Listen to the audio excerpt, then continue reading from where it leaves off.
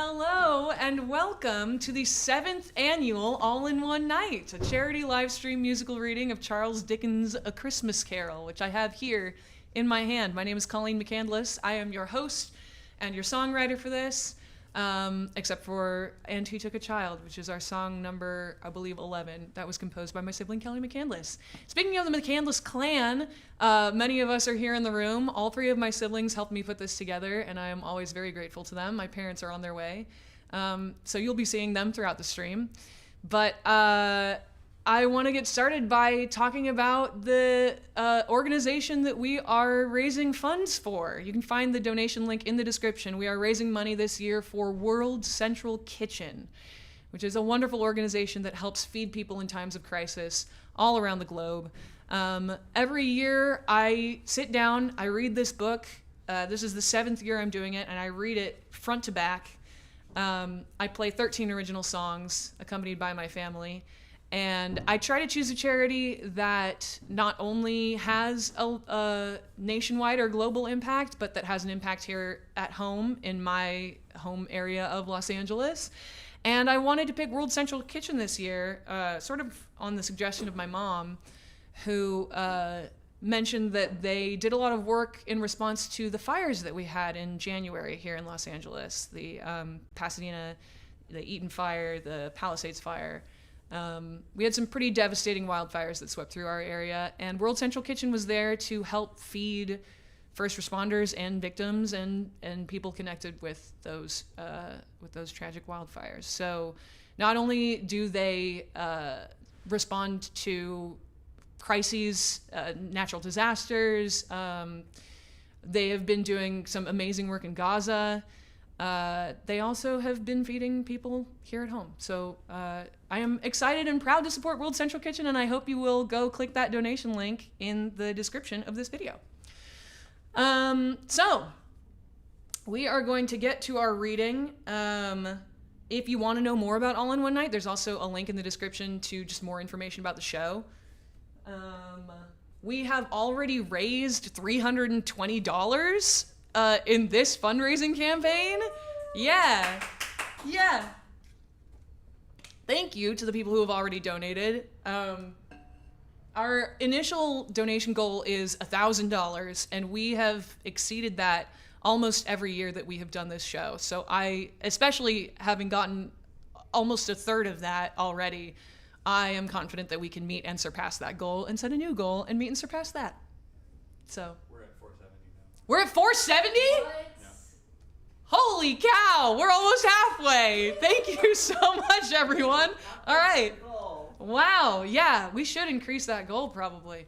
Let's keep it 1,000 because I want to challenge you all to flood that donation page. Wow, that's by far the most we have raised before the show has begun. So thank you.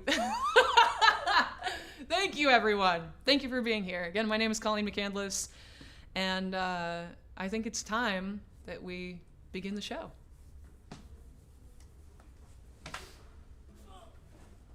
I probably could have put that in a more convenient location. All right. Let's move this.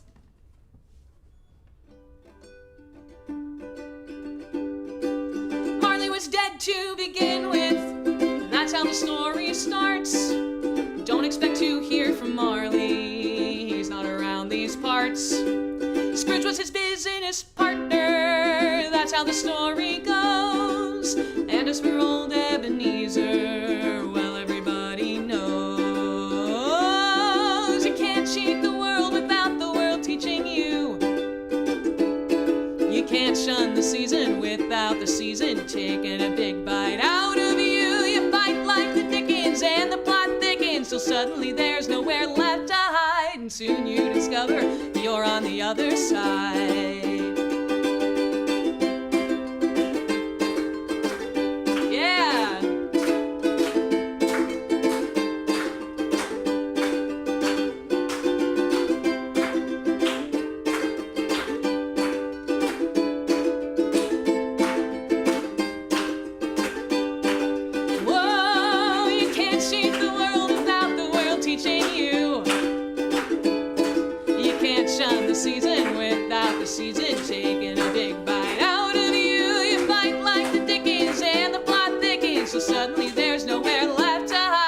soon you discover you're on the other side. Oh, yes, you will now. Might as well sit back and just enjoy the ride. Thank you. Thank you all for joining me. I'm so glad you're here. All right.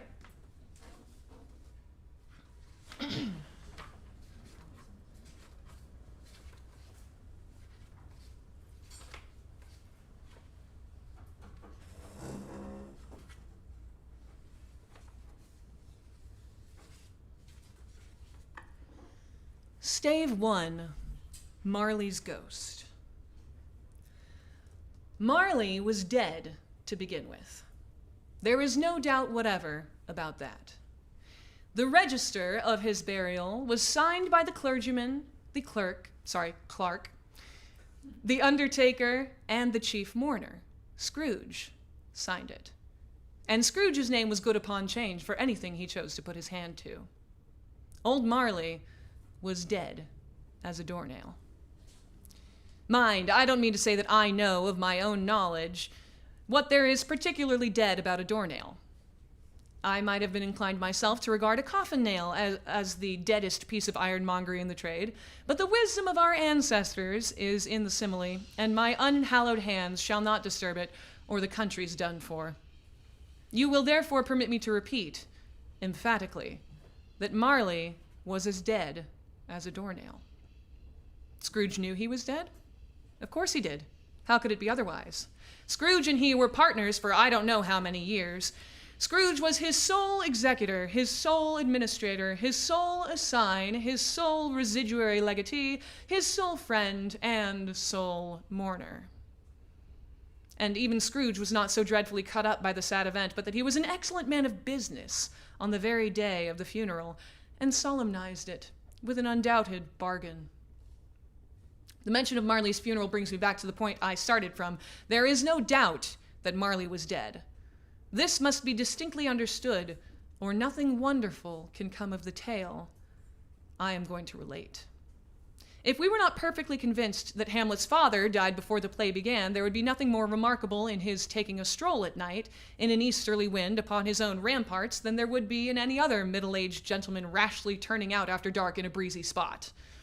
Say St. Paul's churchyard, for instance, literally to astonish his son's weak mind. Scrooge never painted out old Marley's name. There it stood, years afterwards, above the warehouse door, Scrooge and Marley. The firm was known as Scrooge and Marley. Sometimes people new to the business called Scrooge, and sometimes Marley, but he answered to both names. It was all the same to him. Oh, but he was a tight-fisted hand at the grindstone, Scrooge. A squeezing, wrenching, grasping, scraping, clutching, covetous old sinner. Hard and sharp as flint, from which no steel had ever struck out generous fire. Secret and self-contained and solitary as an oyster. The cold within him froze his old features, nipped his pointed nose, shriveled his cheek, stiffened his gait, made his eyes red, his thin lips blue, and spoke out shrewdly in his grating voice. A frosty rime was on his head, and on his eyebrows, and his wiry chin. He carried his own low temperature always about with him. He iced his office in the dog days, and didn't thaw it 1 degree at Christmas. External heat and cold had little influence on Scrooge. No warmth could warm, no wintry weather chill him. No wind that blew was bitterer than he. No falling snow was more intent upon its purpose. No pelting rain less open to entreaty. Foul weather didn't know where to have him. The heaviest rain and snow and hail and sleet could boasted the advantage over him in only one respect. They often came down handsomely, and Scrooge never did. Nobody ever stopped him in the street to say with gladsome looks, "My dear Scrooge, how are you? When will you come to see me?" No beggars implored him to bestow a trifle. No children asked him what it was o'clock. No man or woman ever once in all his life inquired the way to such and such a place of Scrooge.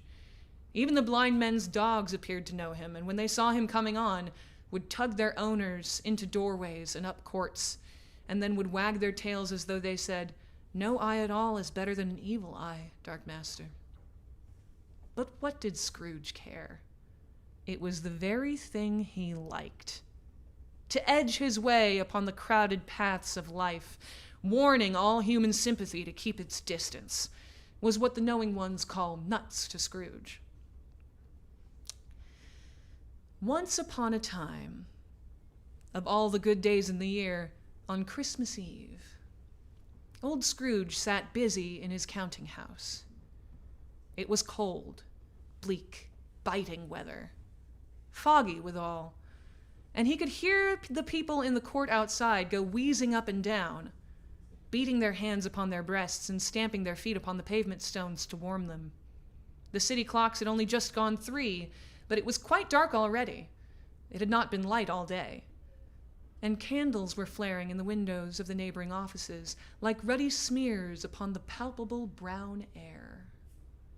The fog came pouring in at every chink and keyhole, and was so dense without that although the court was of the narrowest, the houses opposite were mere phantoms.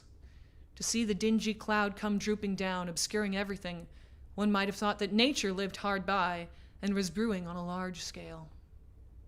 The door of Scrooge's counting house was open that he might keep his eye upon the clerk, who, in a dismal little cell beyond, a sort of tank, was copying letters. Scrooge had a very small fire, but the clerk's fire was so very much smaller that it looked like one coal. But he couldn't replenish it, for Scrooge kept the coal box in his own room, and so surely as the clerk came in with a shovel, the master predicted that it would be necessary for them to part. Wherefore the clerk put on his white comforter and tried to warm himself at the candle, in which effort, not being a man of strong imagination, he failed. "A Merry Christmas, Uncle! God save you!" cried a cheerful voice. It was the voice of Scrooge's nephew, who had come upon him so quickly that this was the first intimation he had of his approach. "Bah!" said Scrooge. "Humbug." He had so heated himself with rapid walking in the fog and frost, this nephew of Scrooge's, that he was all in a glow. His face was ruddy and handsome, his eyes sparkled, and his breath smoked again. "Christmas a humbug, Uncle," said Scrooge's nephew. "You don't mean that, I'm sure." "I do," said Scrooge. "Merry Christmas. What right have you to be merry?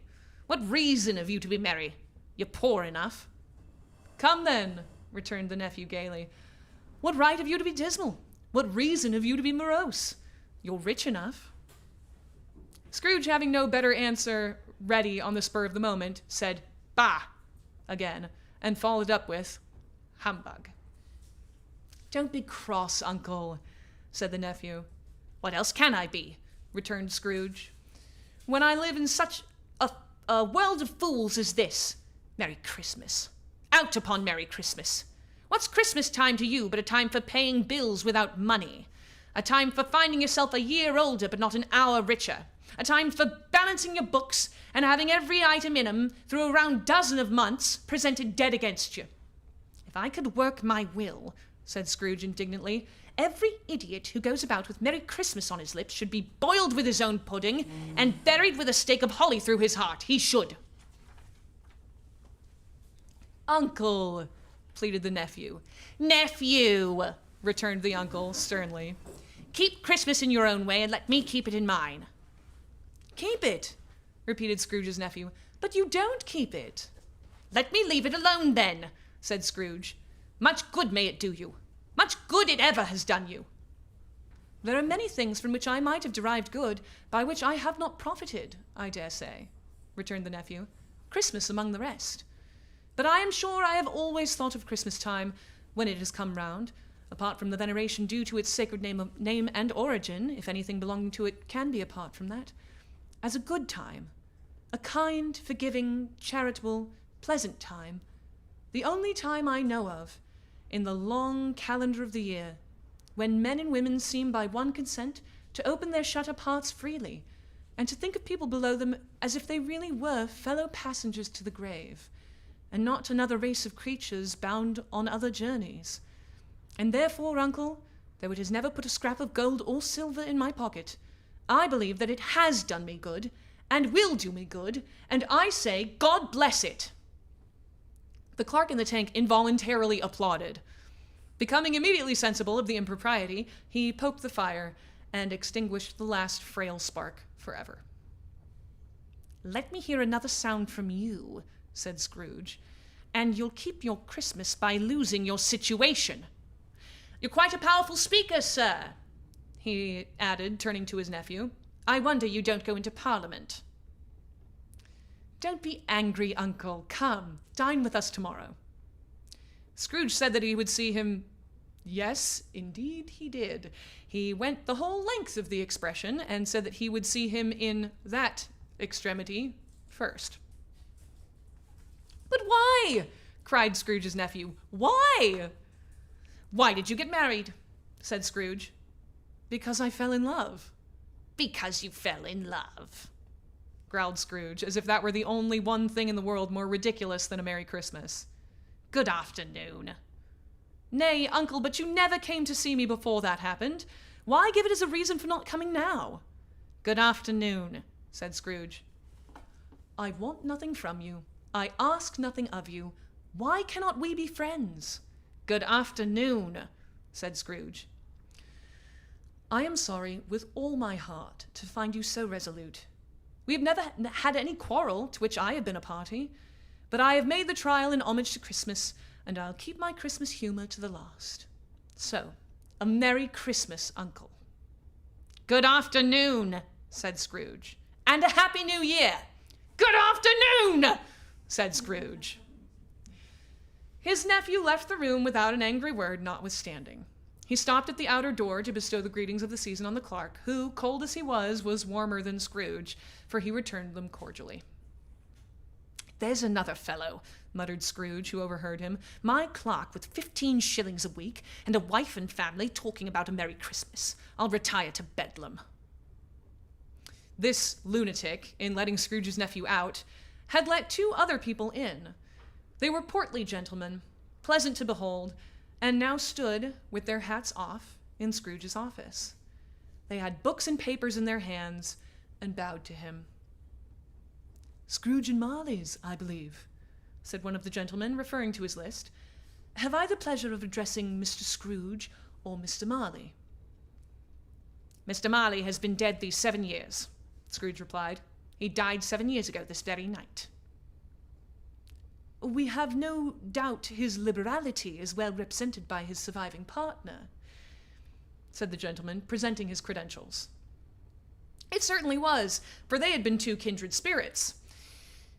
At the ominous word liberality, Scrooge frowned and shook his head and handed the credentials back. "At this festive season of the year, Mr. Scrooge," said the gentleman, taking up a pen, "it is more than usually desirable that we should make some slight provision for the poor and destitute, who would suffer greatly at the present time. Many thousands are in want of common necessaries. Hundreds of thousands are in want of common comforts, sir."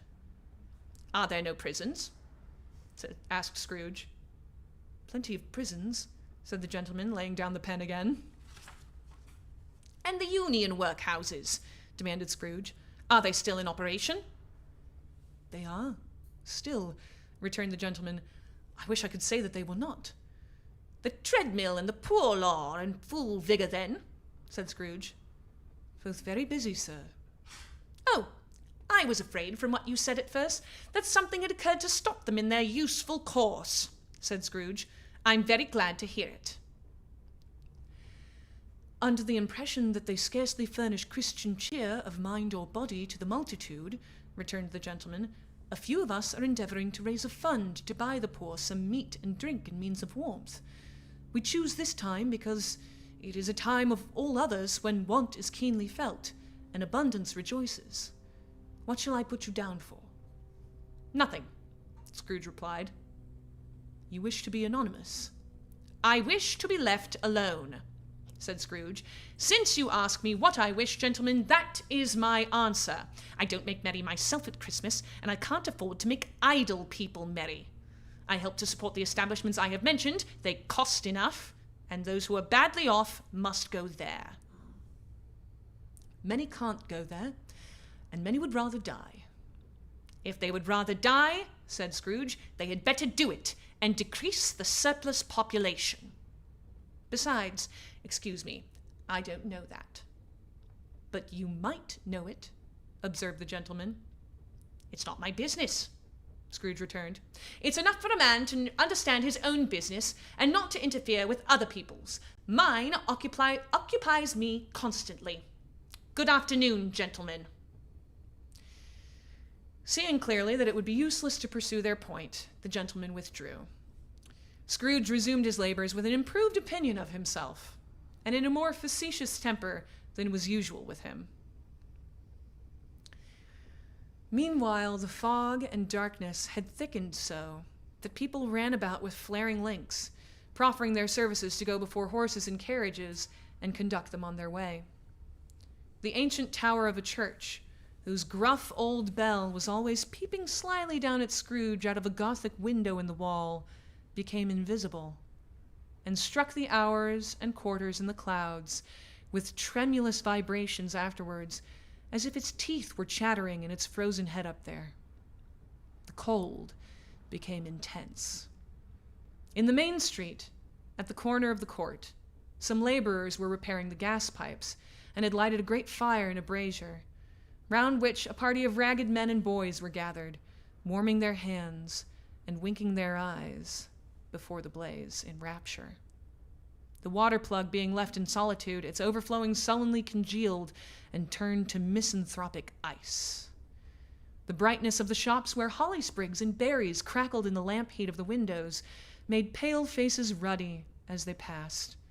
Poulterers' and grocers' trades became a splendid joke, a glorious pageant with which it was next to impossible to believe that such dull principles as bargain and sale had anything to do. The Lord Mayor, in the stronghold of the mighty mansion house, gave orders to his 50 cooks and butlers to keep Christmas as a Lord Mayor's household should. And even the little tailor, whom he had fined 5 shillings on the previous Monday for being drunk and bloodthirsty in the streets, stirred up tomorrow's pudding in his garret, while his lean wife and the baby sallied out to buy the beef. Foggier yet, and colder. Piercing, searching, biting cold. If the good St. Dunstan had but nipped the evil spirit's nose with a touch of such weather as that, instead of using his familiar weapons, then indeed he would have roared to lusty purpose. The owner of one scant young nose, gnawed and mumbled by the hungry cold as bones are gnawed by dogs, stooped down at Scrooge's keyhole to regale him with a Christmas carol. But at the first sound of "God bless you, merry gentlemen, may nothing you dismay," Scrooge seized the ruler with such an energy of action that the singer fled in terror, leaving the keyhole to the fog and even more congenial frost. At length, the hour of shutting up the counting-house arrived. With an ill will, Scrooge dismounted from his stool and tacitly admitted the fact to the expectant clerk in the tank, who instantly snuffed his candle out and put on his hat. "You'll want all day tomorrow, I suppose," said Scrooge. "If quite convenient, sir," said the clerk. "It's not convenient," said Scrooge, "and it's not fair. If I was to stop £0.50 for it, you'd think yourself ill-used, I'll be bound." The clerk smiled faintly. "And yet," said Scrooge, "you don't think me ill-used when I pay a day's wages for no work." The clerk observed that it was only once a year. "A poor excuse for picking a man's pocket every 25th of December," said Scrooge, buttoning his greatcoat to the chin. "But I suppose you must have the whole day. Be here all the earlier next morning." The clerk promised that he would, and Scrooge walked out with a growl. The office was closed in a twinkling, and the clerk, with the long ends of his white comforter dangling below his waist, for he boasted no greatcoat, went down a slide on Cornhill. At the end of a lane of boys 20 times in honor of its being Christmas Eve, and then ran home to Camden Town as hard as he could pelt to play at blind man's buff. Scrooge took his melancholy dinner in his usual melancholy tavern, and having read all the newspapers and beguiled the rest of the evening with his banker's book, went home to bed. He lived in chambers which had once belonged to his deceased partner. They were a gloomy suite of rooms, in a lowering pile of building up a yard where it had so little business to be that one could scarcely help fancying it must have run there when it was a young house, playing at hide-and-seek with other houses, and forgotten the way out again. It was old enough now and dreary enough, for nobody lived in it but Scrooge, and the other rooms all being let out as offices. The yard was so dark that even Scrooge, who knew its every stone, was fain to grope with his hands. The fog and frost hung so about the black old gateway of the house that it seemed as if the genius of the weather sat in mournful meditation on the threshold. Now, it is a fact that there was nothing at all particular about the knocker on the door, except that it was very large. It is also a fact that Scrooge had seen it night and morning during his whole residence in that place. Also that Scrooge had as little of what is called fancy about him as any man in the city of London, even including, which is a bold word, the corporation, aldermen, and livery. Let it also be borne in mind that Scrooge had not bestowed one thought on Marley since his last mention of his 7 years dead partner that afternoon. And then let any man explain to me, if he can, how it happened that Scrooge, having his key in the lock of the door, saw in the knocker, without its undergoing any intermediate process of change, not a knocker, but Marley's face. Marley's face. It was not an impenetrable shadow as the other objects in the yard were, but had a dismal light about it. Like a bad lobster in a dark cellar. I can't believe I lost my place before that excellent line. It was not angry or ferocious, but looked at Scrooge as Marley used to look, with ghostly spectacles turned up on its ghostly forehead. The hair was curiously stirred as if by breath or hot air, and though the eyes were wide open, they were perfectly motionless. That and its livid color made it horrible. But its horror seemed to be in spite of the face and beyond its control, rather than a part of its own expression. As Scrooge looked fixedly at this phenomenon, it was a knocker again. To say that he was not startled, or that his blood was not conscious of a terrible sensation to which it had been a stranger from infancy, would be untrue. But he put his hand upon the key he had relinquished, turned it sturdily, walked in, and lighted his candle. He did pause, with a moment's irresolution before he shut the door, and he did look cautiously behind it at first, as if he half expected to be terrified with the sight of Marley's pigtail sticking out into the hall. But there was nothing on the back of the door, except the screws and nuts that held the knocker on. So he said, "Pooh-pooh," and closed it with a bang. The sound resounded through the house like thunder. Every room above, and every cask in the wine merchant's cellars below, appeared to have a separate peal of echoes all its own. Scrooge was not a man to be frightened by echoes. He fastened the door and walked across the hall and up the stairs, slowly, too, trimming his candle as he went. You may talk vaguely about driving a coach and six up a good old flight of stairs or through a bad young act of Parliament. But I mean to say you might have got a hearse up that staircase and taken it broadwise with the splinter bar towards the wall and the door towards the balustrades, and done it easy. There was plenty of width for that, and room to spare, which is perhaps the reason why Scrooge thought he saw a locomotive hearse going on before him in the gloom.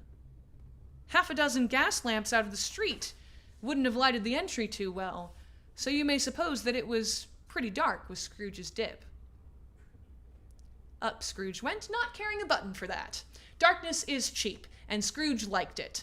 But before he shut his heavy door, he walked through his rooms to see that all was right. He had just enough recollection of the face to desire to do that.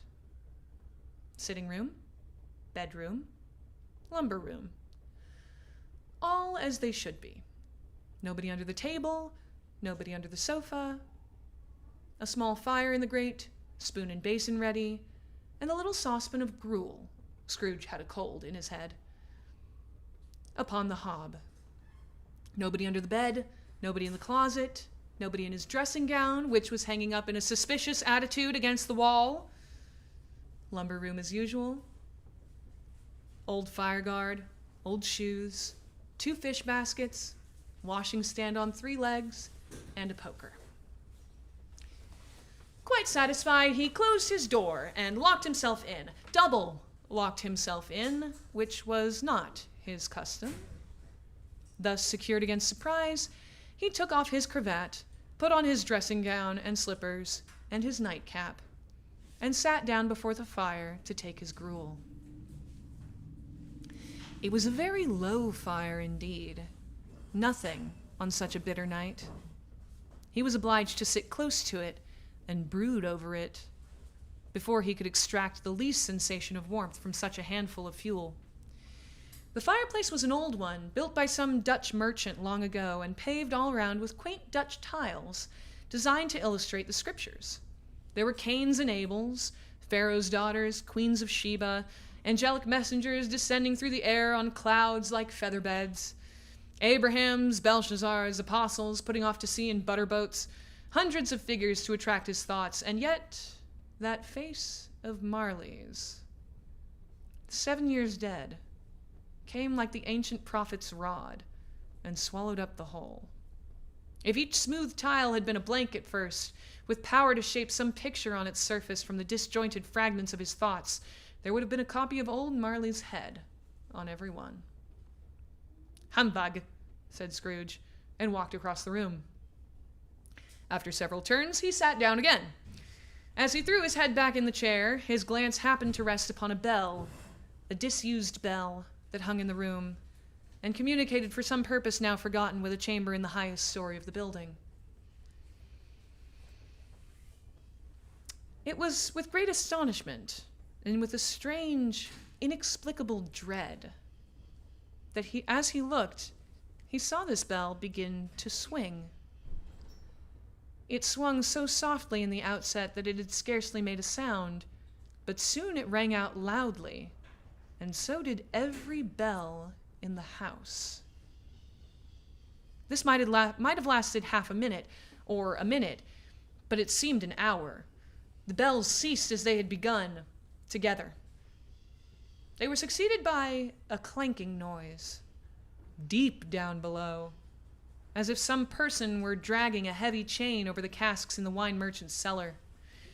Scrooge then remembered to have heard that ghosts in haunted houses were described as dragging chains. The cellar door flew open with a booming sound. And then he heard the noise much louder on the floors below, then coming up the stairs, then coming straight towards his door. "It's humbug still," said Scrooge. "I won't believe it." His color changed, though, when, without a pause, it came on through the heavy door and passed into the room before his eyes. Upon its coming in, the dying flame leaped up as though it cried, "I know him, Marley's ghost!" and fell again. The same face, the very same. Marley in his pigtail, usual waistcoat, tights and boots, and tassels on the latter bristling like his pigtail and his coat skirts, and the hair upon his head. The chain he drew was clasped about his middle.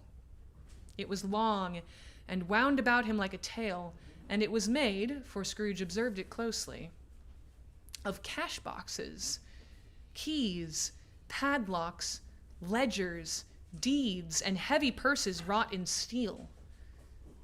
His body was transparent, so that Scrooge, observing him and looking through his waistcoat, could see the 2 buttons on his coat behind. Scrooge had often heard it said that Marley had no bowels, but he had never believed it until now. No, nor did he believe it even now. Though he looked the phantom through and through and saw it standing before him, though he felt the chilling influence of its death-cold eyes, and marked the very texture of the folded kerchief bound about its head and chin, which wrapper he had not observed before, he was still incredulous, and fought against his senses. "How now?" said Scrooge, caustic and cold as ever. "What do you want with me?" "Much." Marley's voice, no doubt about it. "Who are you?"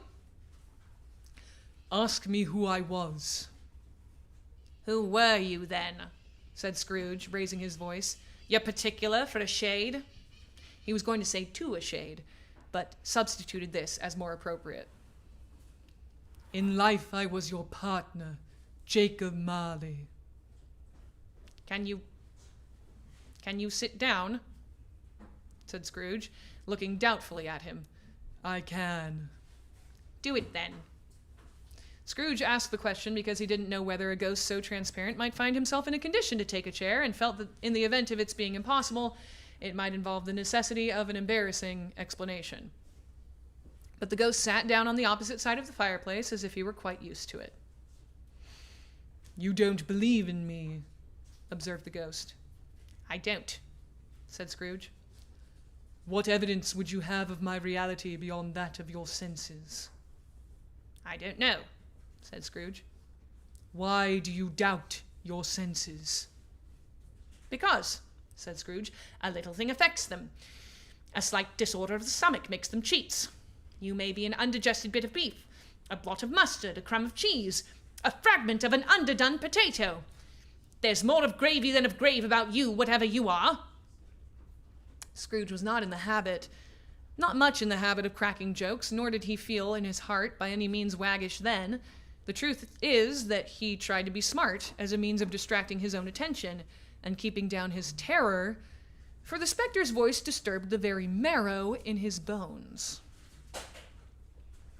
To sit, staring at those fixed, glazed eyes in silence for a moment would play, Scrooge felt, the very deuce with him.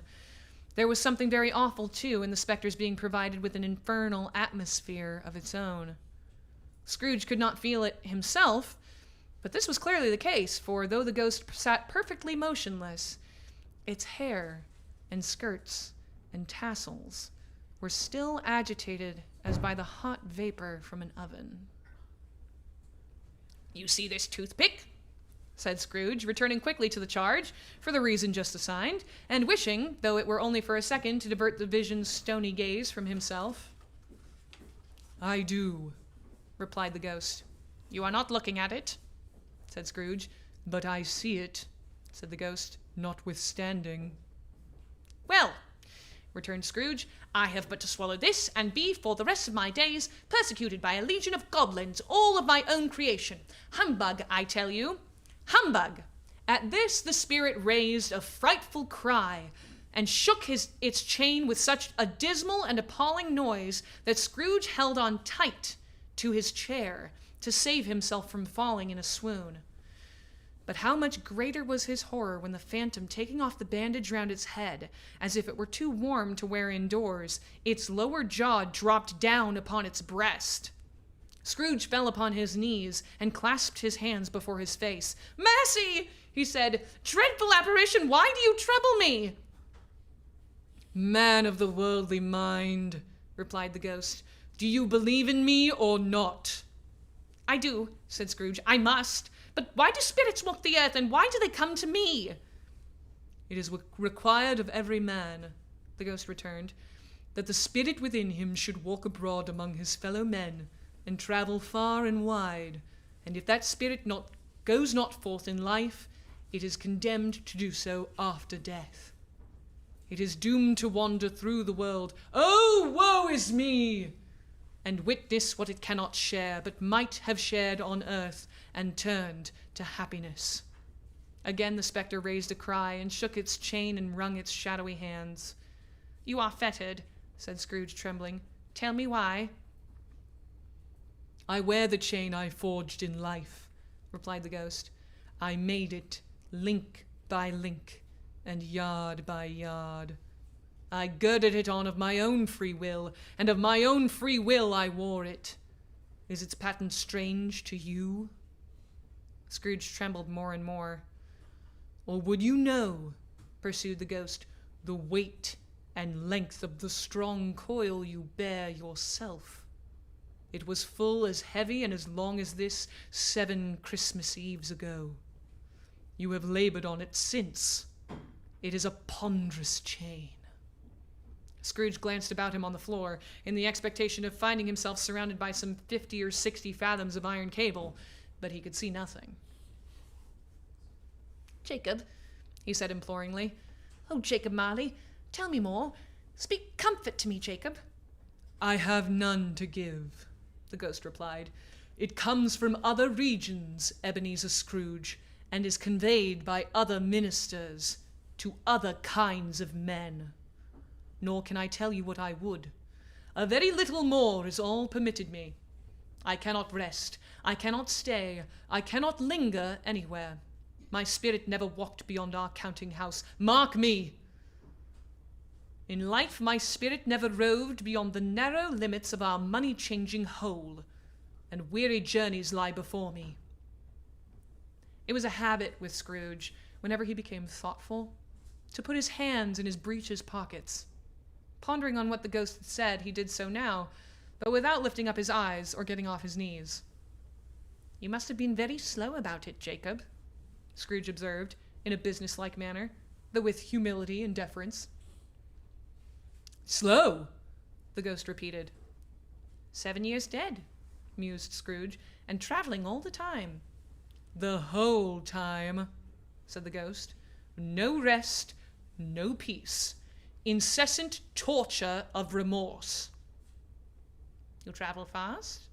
said Scrooge. "On the wings of the wind," replied the ghost. "You might have got over a great quantity of ground in 7 years," said Scrooge. The ghost, on hearing this, set up another cry and clanked its chain so hideously in the dead silence of the night that the ward would have been justified in indicting it for a nuisance.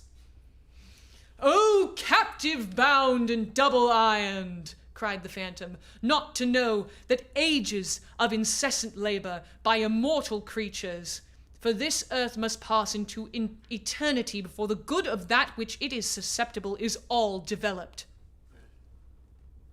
Not to know that any Christian spirit working kindly in its little sphere, whatever it may be, will find its mortal life too short for its vast means of usefulness. Not to know that no space of regret can make amends for one's life's opportunity misused. Yet such was I. Oh, such was I." "But you were always a good man of business, Jacob," faltered Scrooge, who now began to apply this to himself. "Business!" cried the ghost, wringing its hands again. "Mankind was my business. The common welfare was my business. Charity, mercy, forbearance, and benevolence were all my business. The dealings of my trade were but a drop of water in the comprehensive ocean of my business." It held up its chain at arm's length, as if that were the cause of all its unavailing grief, and flung it heavily upon the ground again. "At this time of the rolling year," the spectre said, "I suffer most. Why did I walk through crowds of fellow beings with my eyes turned down, and never raise them to see that blessed star which led the wise men to a poor abode? Were there no poor homes to which its light would have conducted me?" Scrooge was very much dismayed to hear the spectre going on at this rate, and began to quake exceedingly. "Hear me," cried the ghost. "My time is nearly gone." "I will," said Scrooge, "but don't be hard upon me. Don't be flowery, Jacob, pray." "How it is that I appear before you in a shape that you can see, I may not tell. I have sat invisible beside you many and many a day." It was not an agreeable idea. Scrooge shivered and wiped the perspiration from his brow. "That is no light part of my penance," pursued the ghost. "I am here tonight to warn you You have yet a chance and hope of escaping my fate. A chance and hope of my procuring Ebenezer. You were always a good friend to me, said Scrooge. Thank ye. You will be haunted, resumed the ghost, by 3 spirits. Scrooge's countenance fell almost as low as the ghost's had done. Is that the chance and hope you mentioned, Jacob? He demanded in a faltering voice. It is. I think I'd rather not, said Scrooge. Without their visits, said the ghost, you cannot hope to shun the path I tread. Expect the first tomorrow when the bell tolls 1. Couldn't I take 'em all at once and have it over, Jacob? Hinted Scrooge. Expect the second on the next night at the same hour. The third upon the next night when the last stroke of 12 has ceased to vibrate. Look to see me no more, and look that, for your own sake, you remember what has passed between us. When it had said these words, the spectre took its wrapper from the table and bound it round its head as before. Scrooge knew this by the smart sound its teeth made when the jaws were brought together by the bandage. He ventured to raise his eyes again and found his supernatural visitor confronting him in an erect attitude with its chain wound over and about its arm. The apparition walked backward from him, and at every step it took, the window raised itself a little, so that when the spectre reached it, it was wide open. It beckoned Scrooge to approach, which he did. When they were within 2 paces of each other, Marley's ghost held up its hand, warning him to come no nearer. Scrooge stopped. Not so much in obedience as in surprise and fear, for on the raising of the hand he became sensible of confused noises in the air, incoherent sounds of lamentation and regret, wailings inexpressibly sorrowful and self-accusatory. The spectre, after listening for a moment, joined in the mournful dirge and floated out upon the bleak, dark night. Scrooge followed to the window, desperate in his curiosity. He looked out. The air was filled with phantoms, wandering hither and thither in restless haste, and moaning as they went. Every one of them wore chains like Marley's ghost. Some few, they might be guilty governments, were linked together. None were free. Many had been personally known to Scrooge in their lives. He had been quite familiar with one old ghost in a white waistcoat, with a monstrous iron safe attached to its ankle, who cried piteously at being unable to assist a wretched woman with an infant, whom it saw below upon a doorstep. The misery with them all was, clearly, that they sought to interfere, for good, in human matters, and had lost the power forever. Whether these creatures had faded into mist, or mist enshrouded them, he could not tell. But they and their spirit voices faded together, and the night became as it had been when he walked home. Scrooge closed the window and examined the door by which the ghost had entered. It was double locked, as he had locked it with his own hands, and the bolts were undisturbed. He tried to say, "Humbug," but stopped at the first syllable. And being, from the emotion he had undergone, or the fatigues of the day, or his glimpse of the invisible world, or the dull conversation of the ghost, or the lateness of the hour, much in need of repose, went straight to bed, without undressing, and fell asleep upon the instant.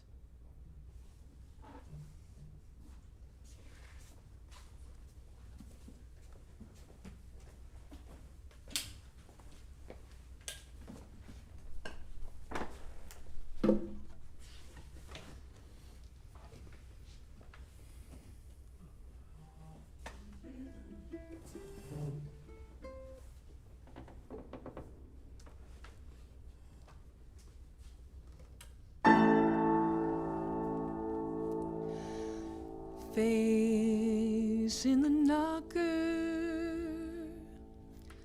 coach on the stair, Wake in the darkness, nobody's there. Lock out the hallway, 7 years dead. Brewed by the coal fire, all in your head.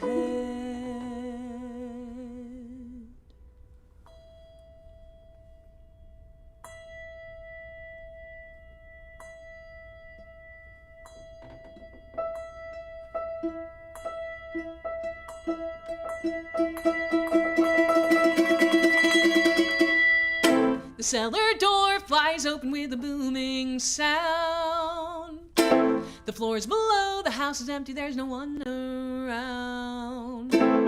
It's humbug still, you say, but you'll say no more. 'Cause who's that passing through the heavy door? Marley's ghost. Scrooge, you chilly miser, you've a lot to learn. Marley's gonna save you so your soul won't burn. You've often heard it said that Marley had no bowels, but you never believed it until right now. Much is what he says that he wants of you. The chain that he carries, you'll wear one too. 'Cause link by link and yard by yard, you're doomed to wander every back road and boulevard. You work in my chair, you sleep in my bed, you answer to my name, and you'll answer Ebenezer for your sins the same.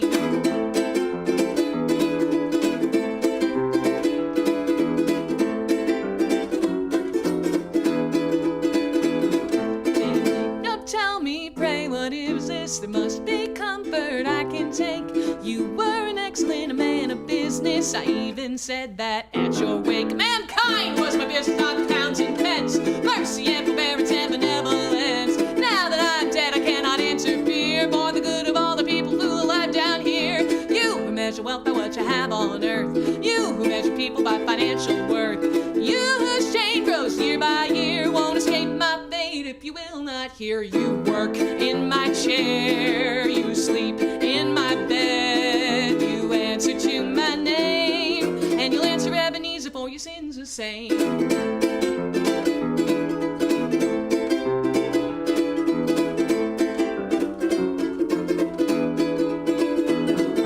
I may not tell how I'm here before you in a shape that you can see. All I can say is I'm here to warn you with one last hope for your destiny.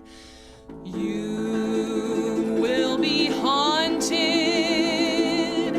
by 3 ghosts without their visits. You told Scrooge, you chilly miser, you've a lot to learn. Marley's gonna save you so your soul won't burn. You've often heard it said that Marley had no bowels, but you never believed it until right now. You work in my chair, you sleep in my bed, you answer to my name, and you'll answer Ebenezer for your sins the same. Expect the first on the hour when the bell tolls 1. Expect the second when the work of the first is done. Expect the third at 12 for your last regret. And for your sake, Scrooge, don't dare forget Marley's ghost. Marley's ghost. Oh, Marley's ghost. Marley's ghost. Oh, Marley's ghost. Marley's ghost. Oh, Marley's ghost. Oh, Marley's ghost. Thank you. End of stave 1. Thank you very much, everybody. That was, of course, Kelly McCandless on the piano, Dan McCandless on the handbells, my older siblings. Luke, could I get your help in checking the donation total? Let's see where we're at.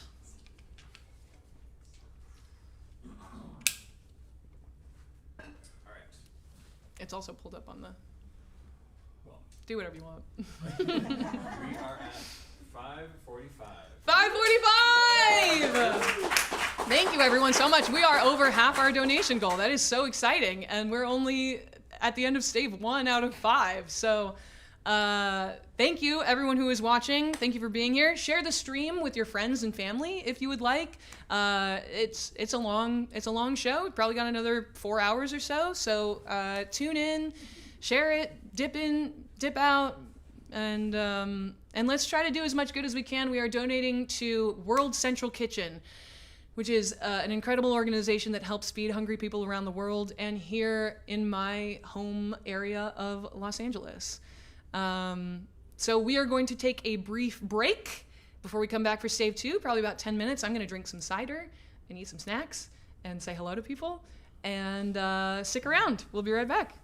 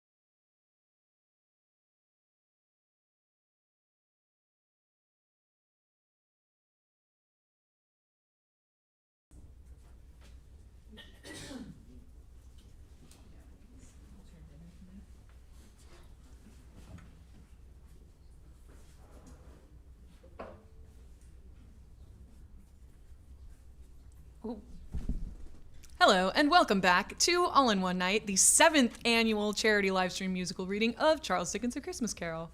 I have my cider in my festive mug now, so I'm going to be sipping that from time to time. Thank you, Mama, for bringing that and making most of it. Okay. We are going to get to stave 2 out of 5 of A Christmas Carol. Last we checked, I think we had $540 raised for World Central Kitchen. That is over half of our donation goal. So let's hit and surpass that, and we can raise that goal even higher. Excuse me. Like I said, feel free to share the stream, send it to loved ones who you think might be interested, or be willing to chip in a few bucks to help meet that goal and help feed some hungry people. If you want to know more information about World Central Kitchen, there's a link in the description. There's a link to more information about All in One Night. There's a link, the link to the donation page itself is in that description, so there's all sorts of fun things in the description. Okay.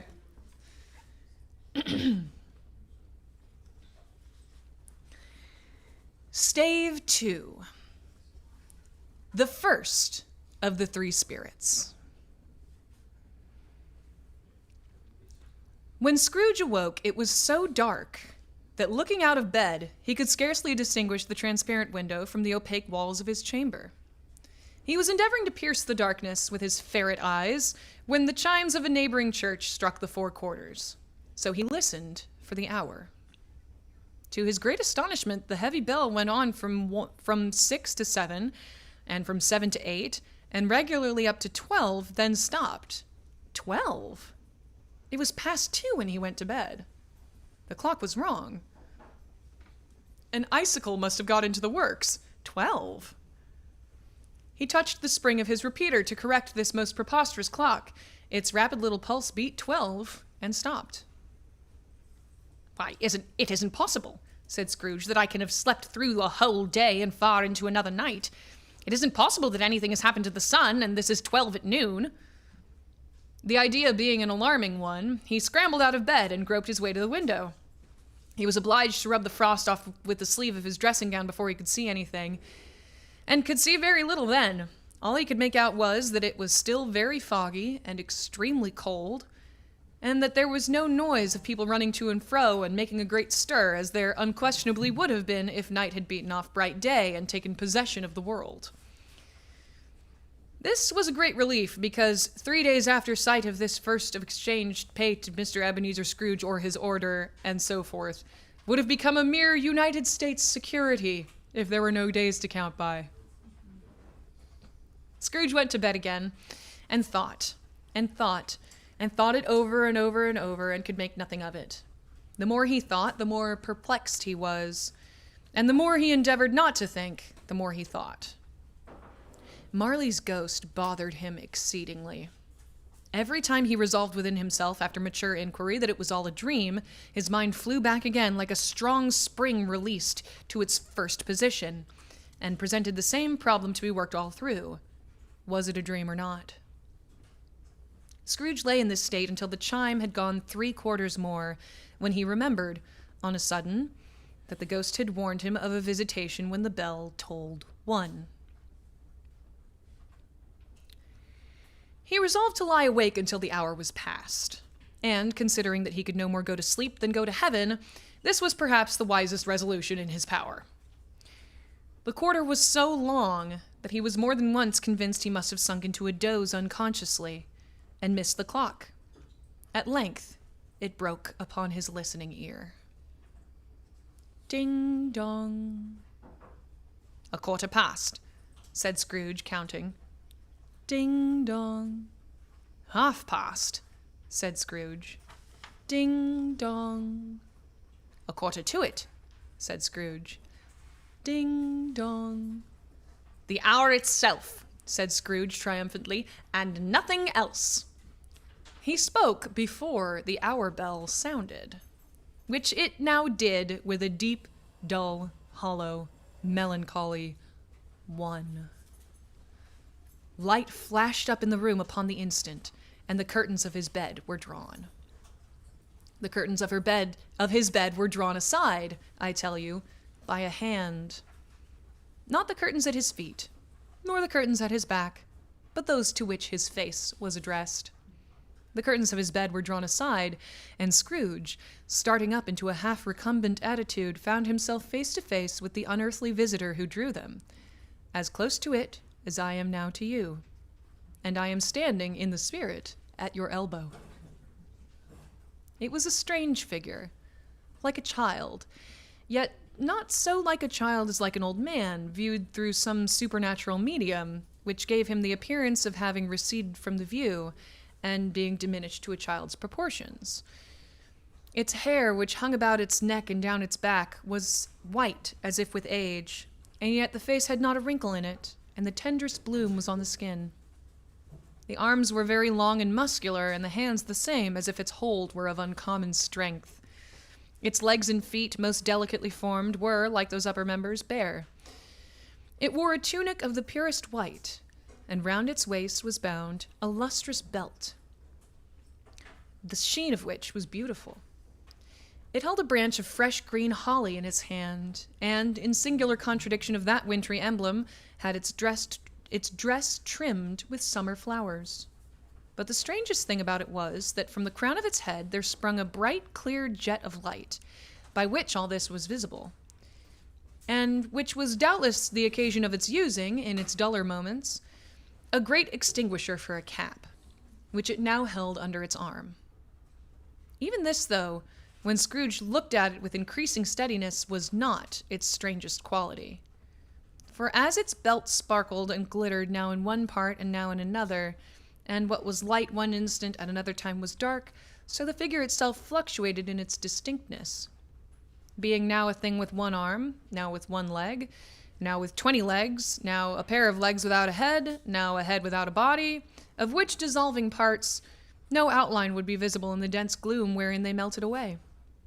And in the very wonder of this, it would be itself again, distinct and clear as ever.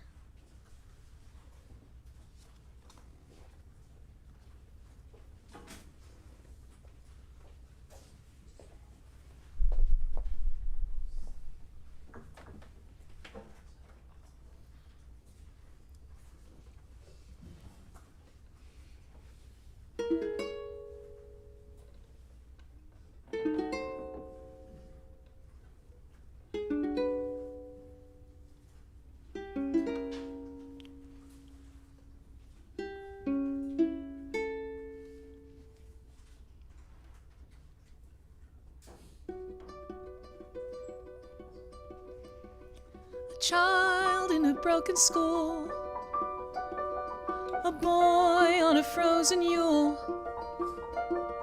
a man with a golden rule.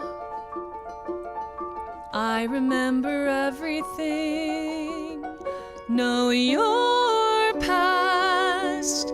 I am the ghost of your past. My business here is your welfare. Then your acclamation, rise and walk with me.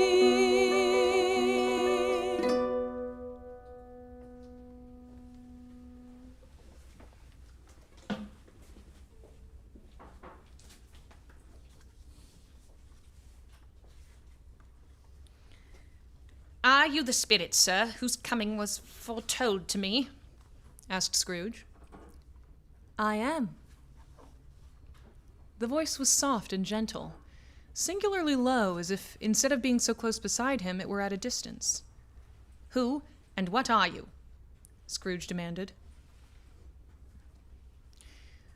I am the ghost of Christmas past. Long past? Inquired Scrooge, observant of its dwarfish stature. No, your past. Perhaps Scrooge could not have told anybody why, if anybody could have asked him, but he had a special desire to see the spirit in his cap, and begged him to be covered. What? Exclaimed the ghost. Would you so soon put out, with worldly hands, the light I give? Is it not enough that you are one of those whose passions made this cap, and forced me through and force me through whole trains of years to wear it low upon my brow." Scrooge reverently disclaimed all intention to offend, or any knowledge of having wilfully bonneted the spirit at any point in his life. He then made bold to inquire what business brought him here. "Your welfare," said the ghost. Scrooge expressed himself much obliged, but could not help thinking that a night of unbroken rest would have been more conducive to that end. The spirit must have heard him thinking, for it said immediately, "Your reclamation, then. Take heed." It put out its strong hand as it spoke, and clasped him gently by the arm. "Rise, and walk with me." It would have been in vain for Scrooge to plead that the weather and the hour were not adapted to pedestrian purposes, that bed was warm and the thermometer a long way below freezing, that he was clad but lightly in his slippers, dressing gown, and nightcap, and that he had a cold upon him at that time. The grasp, though gentle as a woman's hand, was not to be resisted.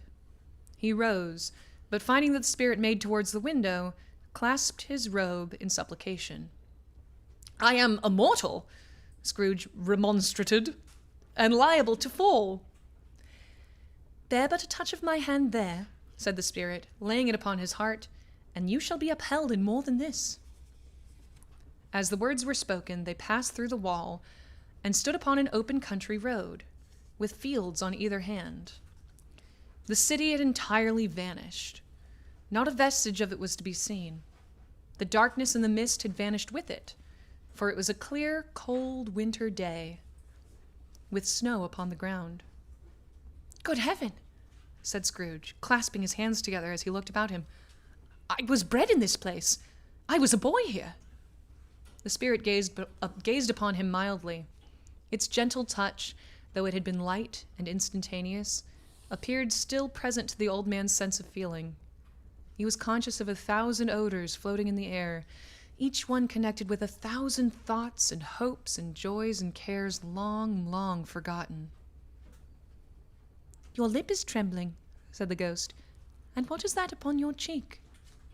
Scrooge muttered with an unusual catching in his voice that it was a pimple, and begged the ghost to lead him where he would. "You recollect the way?" inquired the spirit. "Remember it!" cried Scrooge with fervor. "I could walk it blindfold."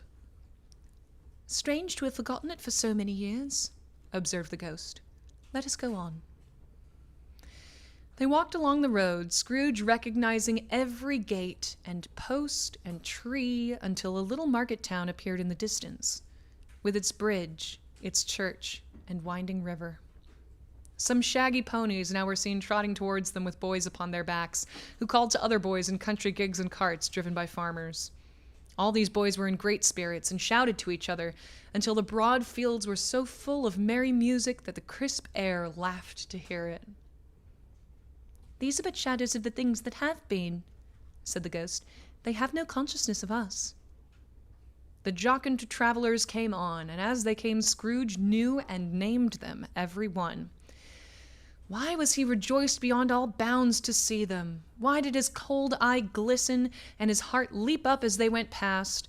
Why was he filled with gladness when he heard them give each other Merry Christmas as they parted at crossroads and byways for their several homes? What was Merry Christmas to Scrooge? Out upon Merry Christmas. What good had it ever done to him?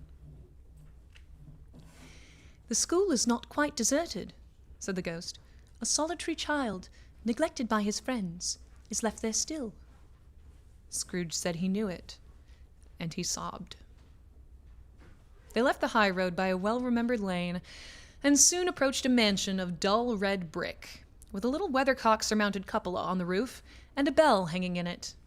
It was a large house, but one of broken fortunes, for the spacious offices were little used, their walls were damp and mossy, and their windows broken, and their gates decayed.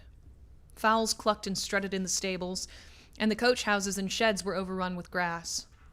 Nor was it more retentive of its ancient state within, for, entering the dreary hall and glancing through the open doors of many rooms, they found them poorly furnished, cold, and vast.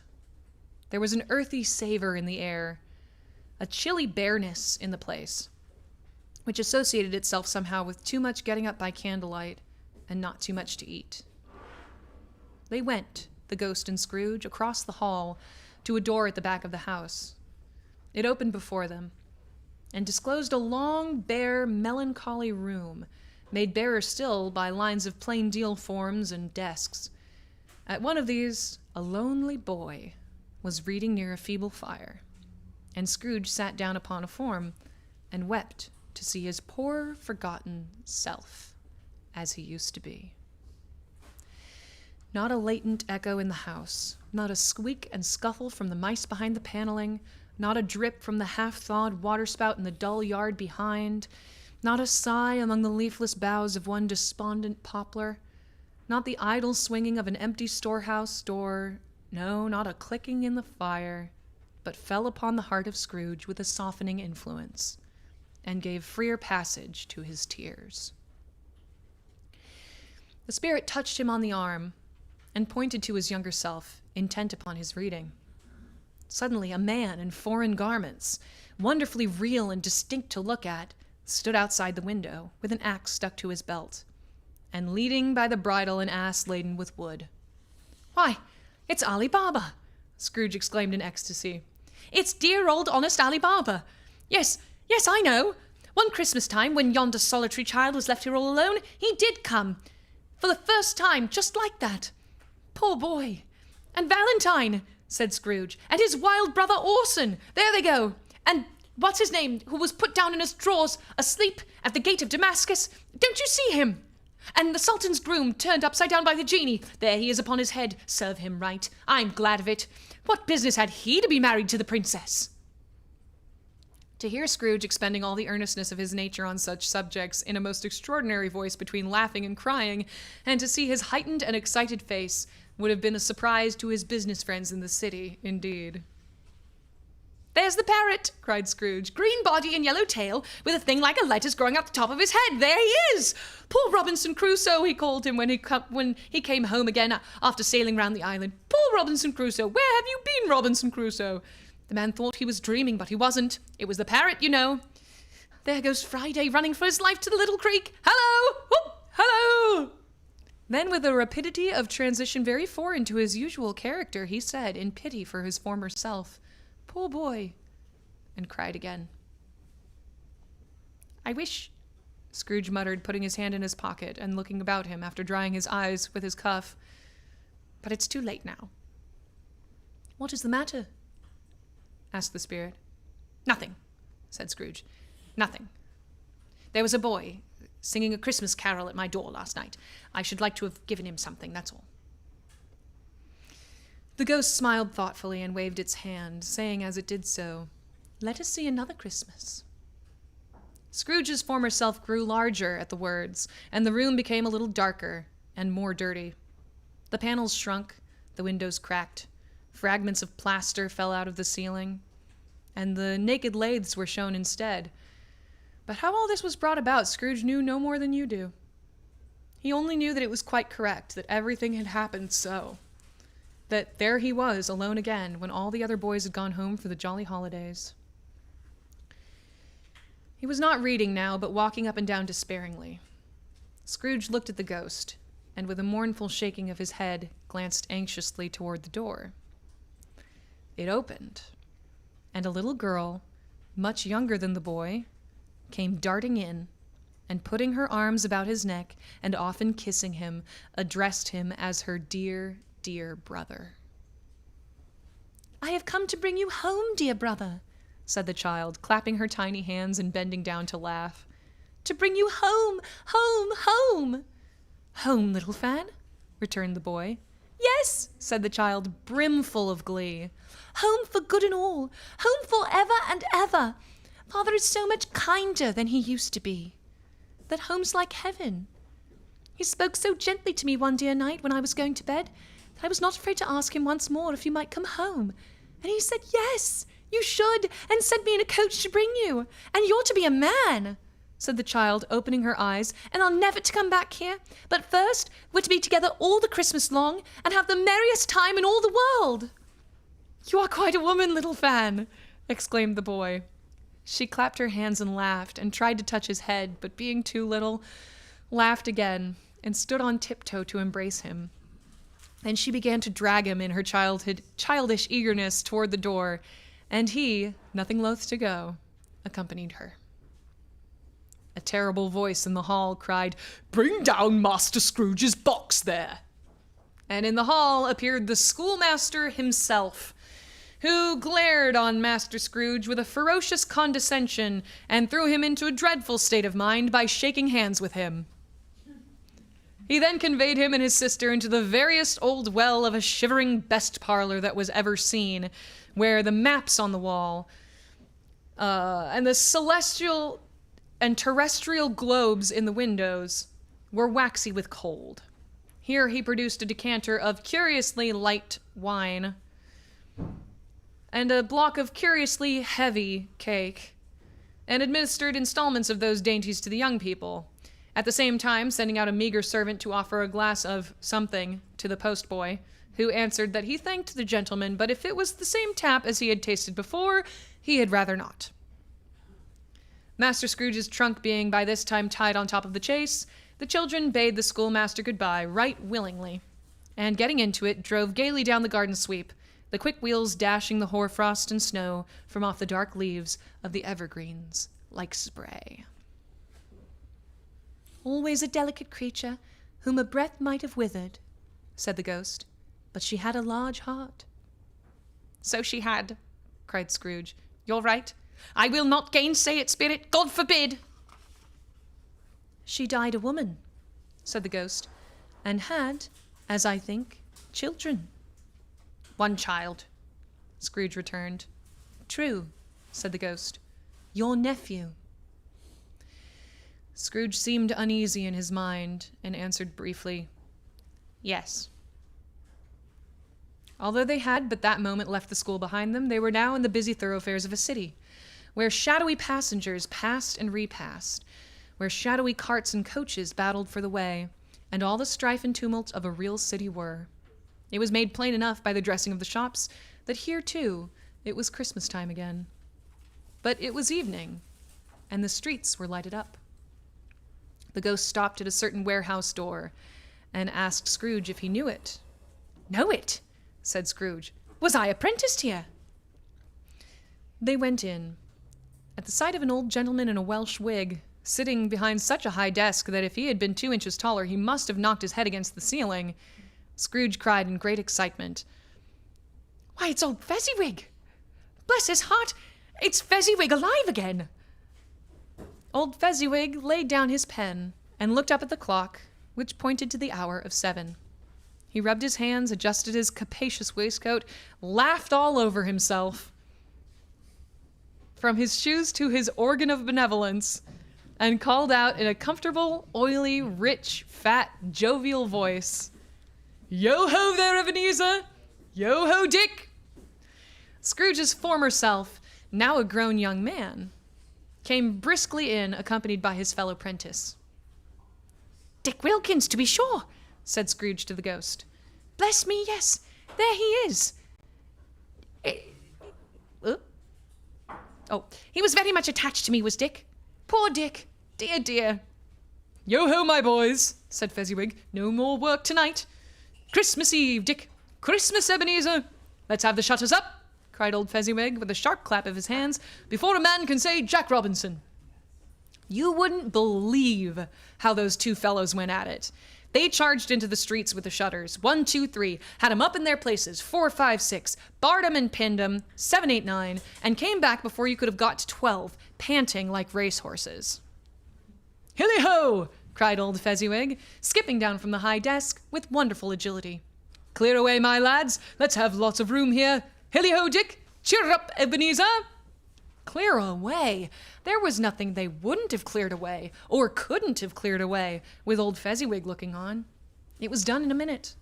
Every movable was packed off, as if it were dismissed from public life forevermore. The floor was swept and watered, the lamps were trimmed, fuel was heaped upon the fire, and the warehouse was as snug and dry and warm and bright a ballroom as you would desire to see upon a winter's night. In came a fiddler with a music book, and went up to the lofty desk, and made an orchestra of it, tuning like 50 stomach aches. In came Mrs. Fezziwig, one vast, substantial smile. In came the 3 Miss Fezziwigs, beaming and lovable. In came the 6 young followers whose hearts they broke. In came all the young men and women employed in the business. In came the housemaid with her cousin, the baker. In came the cook with her brother's particular friend, the milkman. In came the boy from over the way, who was suspected of not having enough board from his master, trying to hide himself behind the girl from next door but one, who was proved to have had her ears pulled by her mistress. In they all came, one after another, some shyly, some boldly, some gracefully, some awkwardly, some pushing, some pulling. In they all came. Anyhow and everyhow. Away they all went, 20 couple at once, hands half round and back again the other way, down the middle and up again, round and round in various stages of affectionate grouping. Old top couple always turning up in the wrong place, new top couple starting off again as soon as they got there, all top couples at last, and not a bottom one to help them. When this result was brought about, old Fezziwig, clapping his hands to stop the dance, cried out, "Well done!" And the fiddler plunged his hot face into a pot of porter, especially provided for that purpose. But scorning rest, upon his reappearance, he instantly began again, as though there were no dancers yet, as if the other fiddler had been carried home, exhausted on a shutter, and he were a brand new man resolved to beat him out of sight or perish. There were more dances, and there were forfeits, and more dances, and there was cake, and there was negus, and there was a great piece of cold roast, and there was a great piece of cold boiled, and there were mince pies and plenty of beer. But the great effect of the evening came after the roast and boiled, when the fiddler, an artful dog, mind, the sort of man who knew his business better than you or I could have told it him, struck up Sir Roger de Coverley. Then old Fezziwig stood out to dance with Mrs. Fezziwig. Top couple, too, with a good stiff piece of work cut out for them. 3 or 24 pair of partners. People who were not to be trifled with. People who would dance and had no notion of walking. But if there had been twice as many, 4 times, old Fezziwig would have been a match for them, and so would Mrs. Fezziwig. As to her, she was worthy to be his partner in every sense of the term. If that's not high praise, tell me higher, and I'll use it. A positive light appeared to issue from Fezziwig's calves. They shone in every part of the dance like moons. You couldn't have predicted at any given time what would have become of them next. And when old Fezziwig and Mrs. Fezziwig had gone all through the dance, advance and retire, both hands to your partner, bow and curtsy, corkscrew, thread the needle, and back again to your place, Fezziwig cut so deftly that he appeared to wink with his legs and came down upon his feet again without a stagger.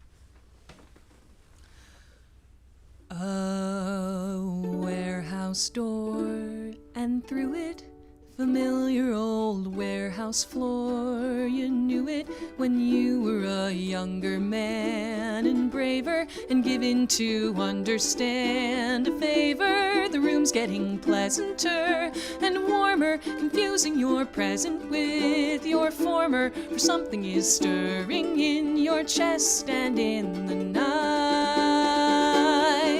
Then in sweeps the missus, and suddenly this is the Fezziwigs Ball.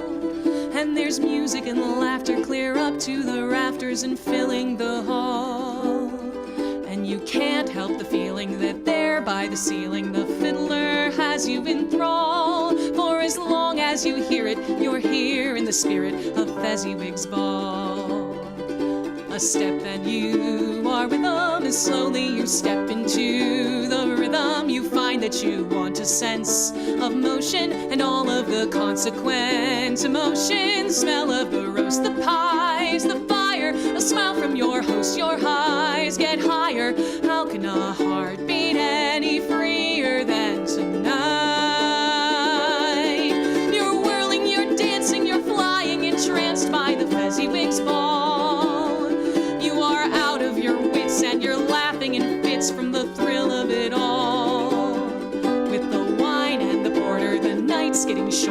swiftly the memory will fall. But for only a minute, you'd swear you were in it, the Fezziwigs Ball.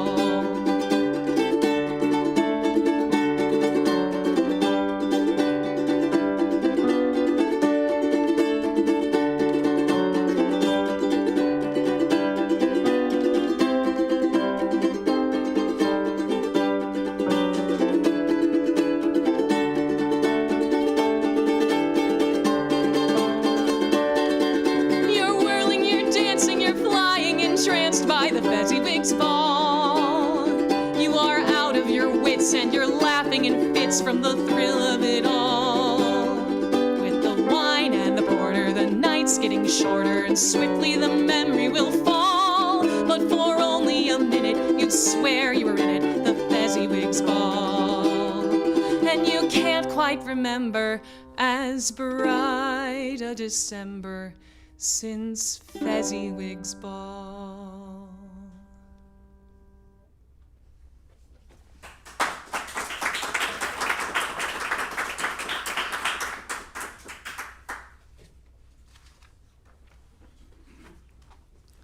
When the clock struck 11, this domestic ball broke up.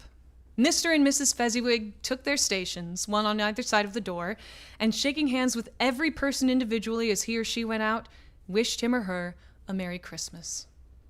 When everybody had retired but the two prentices, they did the same to them, and thus the cheerful voices died away, and the lads were left to their beds, which were under a counter in the back shop. During the whole of this time, Scrooge had acted like a man out of his wits. His heart and soul were in the scene, and with his former self. He corroborated everything, remembered everything, enjoyed everything, and underwent the strangest agitation. It was not until now, when the bright faces of his former self and Dick were turned from them, that he remembered the ghost, and became conscious that it was looking full upon him, while the light upon its head burnt very clear. "A small matter," said the ghost, "to make these silly folks so full of gratitude." "Small," echoed Scrooge. Spirits signed to him to listen to the two apprentices, who were pouring out their hearts in praise of Fezziwig. And when he had done so, said, "Why, is it not? He has spent but a few pounds of your mortal money, 3 or 4, perhaps. Is that so much that he deserves this praise?" "It isn't that," said Scrooge, heated by the remark, and speaking unconsciously like his former, not his latter, self. "It isn't that, Spirit. He has the power to render us happy or unhappy, to make our service light or burdensome, a pleasure or a toil. Say that his power lies in words and looks, in things so slight and insignificant that it is impossible to add and count him up. What then? The happiness he gives is quite as great as if it cost a fortune." He felt the spirit's glance and stopped. "What is the matter?" asked the ghost. "Nothing particular," said Scrooge. "Something, I think?" asked the ghost. "No," said Scrooge. "No, I should like to be able to say a word or two to my clerk just now. That's all." His former self turned down the lamps as he gave utterance to the wish, and Scrooge and the ghost again stood side by side in the open air. "My time grows short," observed the spirit. "Quick!" This was not addressed to Scrooge or to anyone whom he could see, but it produced an immediate effect. For again Scrooge saw himself. He was older now, a man in the prime of his life. His face had not the harsh and rigid lines of later years, but it had begun to wear the signs of care and avarice. There was an eager, greedy, restless motion in the eye, which showed the passion that had taken root, and where the shadow of the growing tree would fall. He was not alone, but sat by the side of a fair young girl in a mourning dress, in whose eyes there were tears, which sparkled in the light that shone out of the ghost of Christmas past. "It matters little," she said softly. "To you, very little. Another idol has displaced me, and if it can cheer and comfort you in time to come, as I would have tried to do, I have no just cause to grieve. What idol has displaced you? He rejoined. A golden one.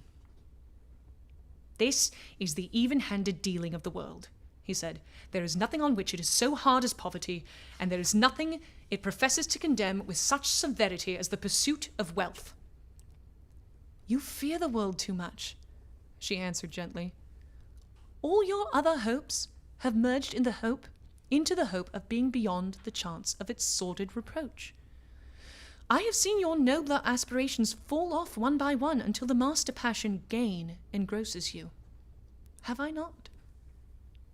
What then? He retorted. Even if I have grown so much wiser, what then? I am not changed towards you. She shook her head. Am I? Our contract is an old one.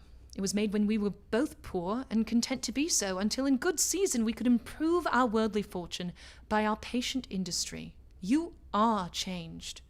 When it was made, you were another man. I was a boy, he said impatiently.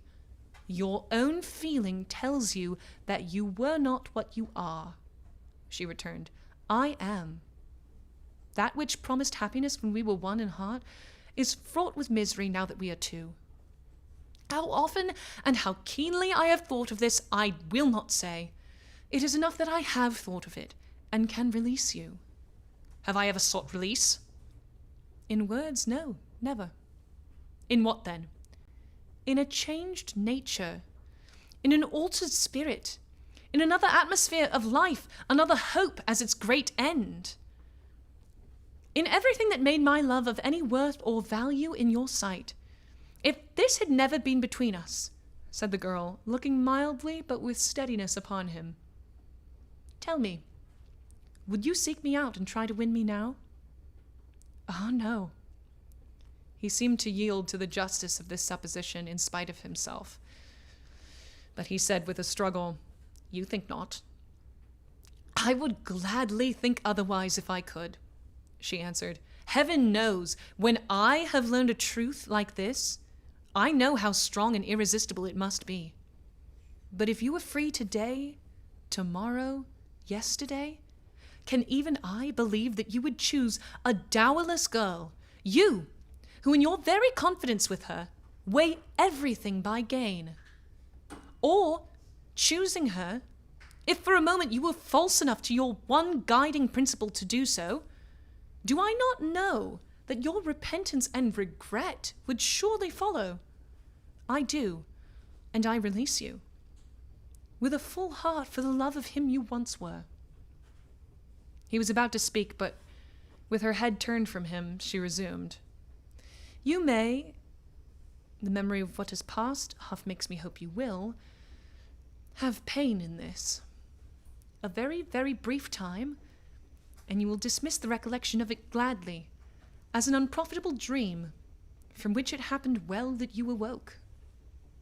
May you be happy in the life that you have chosen. She left him, and they parted.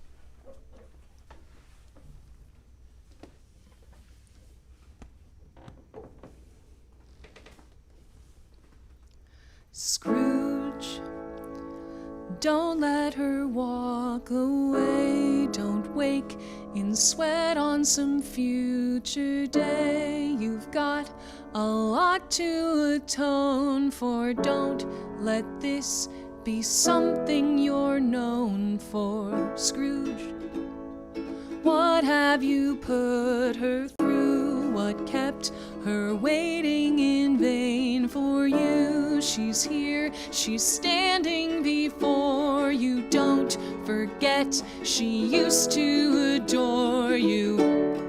You found your love, your one and your only. Let down your guard, you'll end up so lonely. Don't sell your heart. The things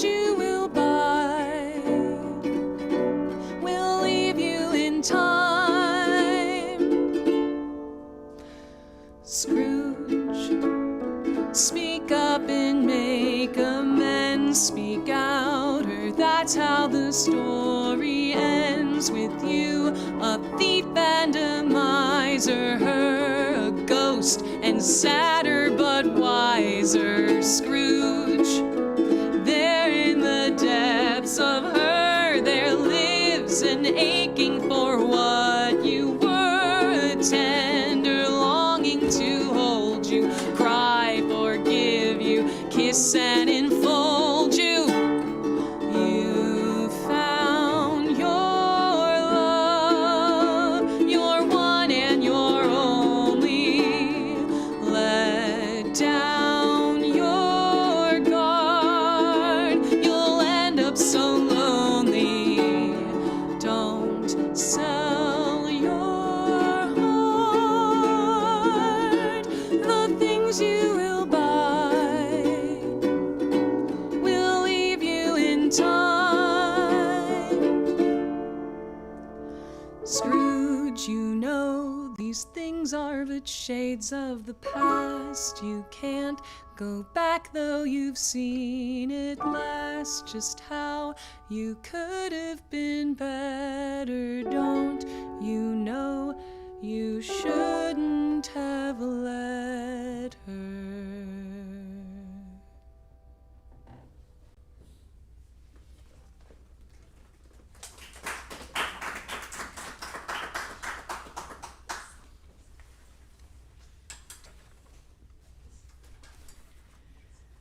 Spirit, said Scrooge, show me no more. Conduct me home. Why do you delight to torture me? One shadow more, exclaimed the ghost. No more, cried Scrooge. No more. I don't wish to see it. Show me no more. But the relentless ghost pinioned him in both arms and forced him to observe what happened next. They were in another scene and place, a room not very large or handsome, but full of comfort. Near to the winter fire sat a beautiful young girl, so like the last that Scrooge believed it was the same, until he saw her, now a comely matron, sitting opposite her daughter. The noise in this room was perfectly tumultuous, for there were more children there than Scrooge in his agitated state of mind could count. And unlike the celebrated herd in the poem, they were not 40 children conducting themselves like one, but every child was conducting itself like 40. The consequences were uproarious beyond belief, but no one seemed to care. On the contrary, the mother and daughter laughed heartily and enjoyed it very much. And the latter, soon beginning to mingle in the sports, got pillaged by the young brigands most ruthlessly. Not this part. What would I not have given to be one of them? Though I never could have been so rude, no, no. I wouldn't for the wealth of all the world have crushed that braided hair and torn it down, and for the precious little shoe I wouldn't have plucked it off, God bless my soul, to save my life. As to measuring her waist in sport, as they did, bold young brood, I couldn't have done it. I should have expected my arm to grow round it for a punishment, and never come straight again. And yet I should have dearly liked, I own, to have touched her lips, and to have questioned her, that she might have opened them, to have looked upon the lashes of her downcast eyes, and never raised a blush, to have let loose waves of hair, an inch of which would be a keepsake beyond price. In short, I should have liked, I do confess, to have had the lightest license of a child, and yet to have been man enough to know its value. But now a knocking at the door was heard, and such a rush immediately ensued that she, with laughing face and plundered dress, was borne towards the center of a flushed and boisterous group, just in time to greet the father, who came home attended by a man laden with Christmas toys and presents. Then the shouting and the struggling, the onslaught that was made on the defenseless porter, the scaling him with chairs for ladders to dive into his pockets, despoil him of brown paper parcels, hold on tight by his cravat, hug him round his neck, pommel his back, and kick his legs in irrepressible affection. The shouts of wonder and delight with which the development of every package was announced. The terrible announcement that the baby had been taken in the act of putting a doll's frying pan into his mouth and was more than suspected of having swallowed a fictitious turkey glued on a wooden platter. The immense relief of finding this a false alarm. The joy and gratitude and ecstasy. They are all indescribable alike. It is enough that by degrees, the children and their emotions got out of the parlor, and by one stair at a time up to the top of the house, where they went to bed, and so subsided. And now, Scrooge looked on more attentively than ever, when the master of the house, having his daughter leaning fondly on him, sat down with her and her mother at his own fireside. And when he thought that such another creature, quite as graceful and as full of promise, might have called him father, and been a springtime in the haggard winter of his life, his sight grew very dim indeed. "Belle," said the husband, turning to his wife with a smile, "I saw an old friend of yours this afternoon." Who was it? "Guess." How can I? Tut, I don't know.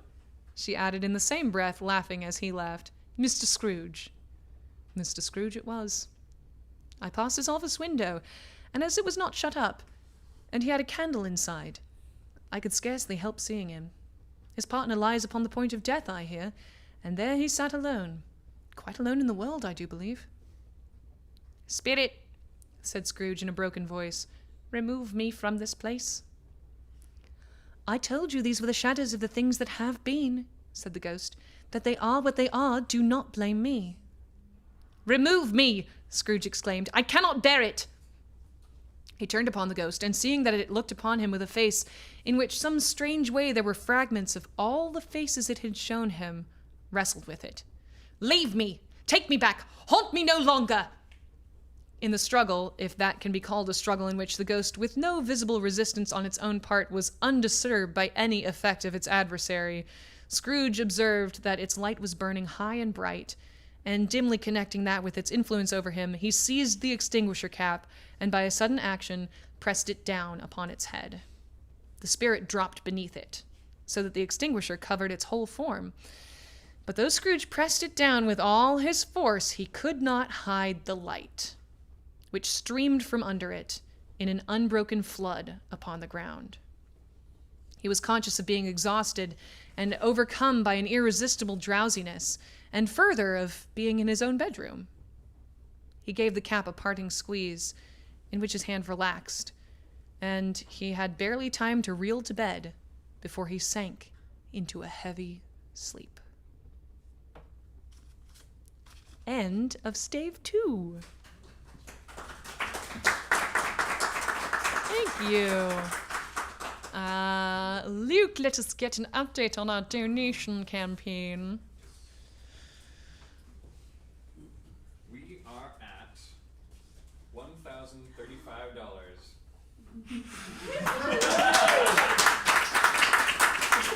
Holy moly! I was preparing for a 6, maybe. $615. Wow! Thank you so much, everyone. Thank you so much to everyone who has donated to our campaign. We're 2 staves in out of 5, and we've smashed our donation goal. Thank you so much. All of that money is going directly to World Central Kitchen, which, if you don't know about them, it's wck.org. There's a link in the video description. They respond in times of crises to help people get food, to feed those who are in need.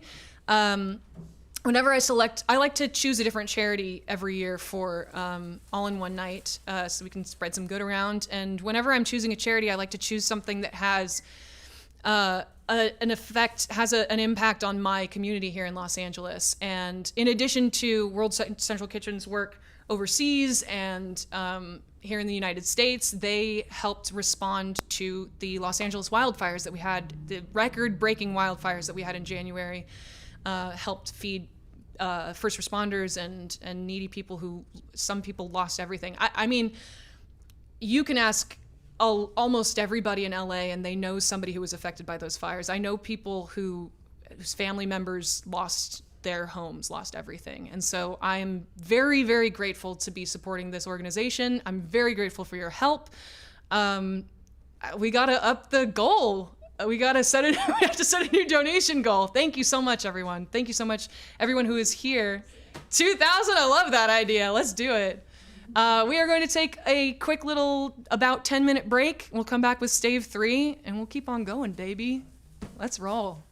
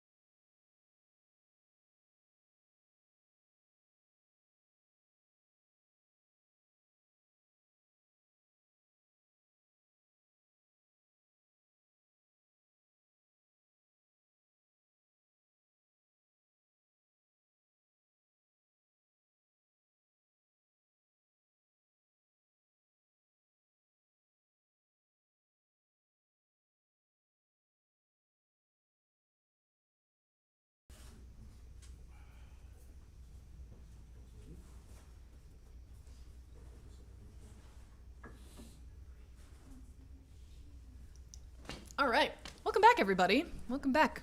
It is about to be stave 3 of A Christmas Carol. If you are just joining us, we're about to be in stave 3. Excuse me. We have reached and exceeded our initial donation goal of $1,000 for World Central Kitchen. Thank you so much, everyone, for donating. Shall we say our new donation goal is $2,000? Let's do it. Let's do it. $2,000. Let's raise $2,000 to feed hungry people. Thank you, everyone who is here watching. You can feel free to send the stream to anyone you like. Share it with friends and family who might enjoy this cozy little Christmas vibe. And feel free to say hi in the chat. I go through and read all of the comments every time I take a break. So thank you to everyone who is there. Shout out to Kelly, Ghost Mom. Thank you for being here, always. Hi, Aaron. Nice to see you. I think Tess might be watching. I don't know. Tess was texting me. Tess, I hope you're tuning in. And thank you, everyone who's chatting it up. Shout out to if my friends are watching at Game Changer Brewhouse. I don't know if this is on the TV or if the sound is on, but shout out to y'all. Thanks for tuning in. Y'all better be donating. World Central Kitchen. All right. We are going to get to our third of 5 staves.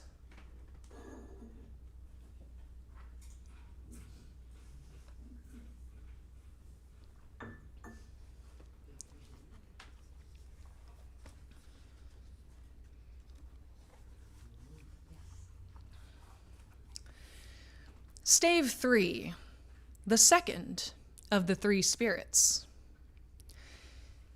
Awaking in the middle of a prodigiously tough snore and sitting up in bed to get his thoughts together, Scrooge had no occasion to be told that the bell was again upon the stroke of 1. He felt that he was restored to consciousness in the right nick of time for that especial purpose of holding a conference with the second messenger dispatched to him through Jacob Marley's intervention. But finding that he turned uncomfortably cold when he began to wonder which of his curtains this new specter would draw back, he put them every one aside with his own hands, and lying down again, established a sharp lookout all round the bed. For he wished to challenge the spirit on the moment of its appearance, and did not wish to be taken by surprise and made nervous. Gentlemen of the free and easy sort, who plume themselves on being acquainted with a move or two, and being usually equal to the time of day, express the wide range of their capacity for adventure by observing that they are good for anything from pitch and toss to manslaughter, being between which opposite extremes, no doubt, there lies a tolerably wide and comprehensive range of subjects. Without venturing for Scrooge quite as heartily as this, I don't mind calling on you to believe that he was ready for a good broad field of strange appearances, and that nothing between a baby and a rhinoceros would have astonished him very much. Now, being prepared for almost anything, he was not by any means prepared for nothing, and consequently, when the bell struck 1 and no shape appeared, he was taken with a violent fit of trembling. 5 minutes, 10 minutes, a quarter of an hour went by, yet nothing came. All this time he lay upon the bed, the very core and center of a blaze of ruddy light, which streamed upon it when the clock proclaimed the hour, and which, being only light, was more alarming than a dozen ghosts, as he was powerless to make out what it meant or would be at, and was sometimes apprehensive that he might be at that very moment an interesting case of spontaneous combustion, without having the consolation of knowing it. At last, however, he began to think, as you or I would have thought at first, however, for it is always the person not in the predicament who knows what ought to have been done in it, and would unquestionably have done it too. At last, I say, he began to think that the source and secret of this ghostly light might be in the adjoining room, from whence, on further tracing it, it seemed to shine. This idea taking full possession of his mind, he got up softly and shuffled in his slippers to the door. The moment Scrooge's hand was on the lock, a strange voice called him by name and bade him enter. He obeyed. It was his own room. There was no doubt about that. But it had undergone a surprising transformation. The walls and ceiling were so hung with living green that it looked a perfect grove, from every part of which bright gleaming berries glistened. The crisp leaves of holly, mistletoe, and ivy reflected back the light, as if so many little mirrors had been scattered there, and such a mighty blaze went roaring up the chimney as that dull petrification of a hearth had never known in Scrooge's time or Marley's, or for many and many a winter season gone.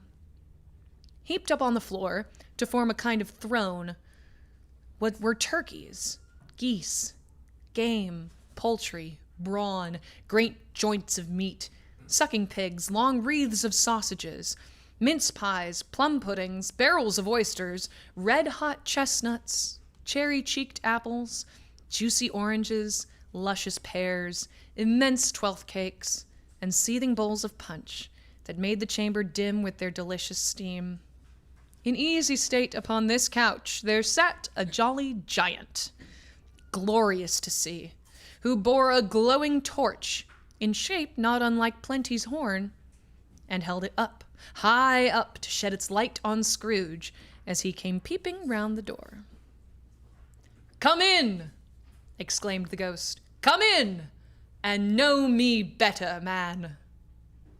Scrooge entered timidly and hung his head before the spirit. He was not the dogged Scrooge he had been, and though the spirit's eyes were clear and kind, he did not like to meet them. "I am the ghost of Christmas Present," said the spirit. "Look upon me." Scrooge reverently did so. It was clothed in one simple green robe, or mantle, bordered with white fur. This garment hung so loosely on the figure that its capacious breast was bare, as if disdaining to be warded or concealed by any artifice. Its feet, observable beneath the ample folds of the garment, were also bare, and on its head it wore no other covering than a holly wreath, set here and there with shining icicles. Its dark brown curls were long and free as its genial face, its sparkling eye, its open hand, its cheery voice, its unconstrained demeanor, and its joyful air. Girded round its middle was an antique scabbard, but no sword was in it, and the ancient sheath was eaten up with rust.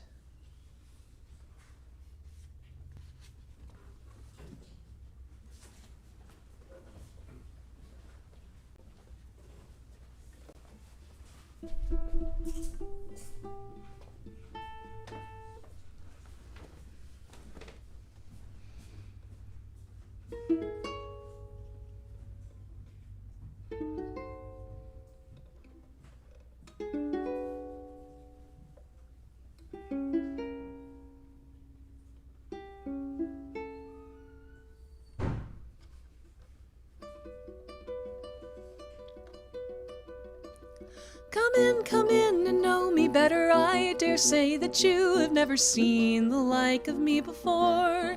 You scorn the former of my brethren and their offerings, the gifts they bring, the songs they sing, and you have never tarried here to make that merry cheer of old, when all the wonders you behold have waited for your open hand. It's time you finally understand. Come in and know me better, man.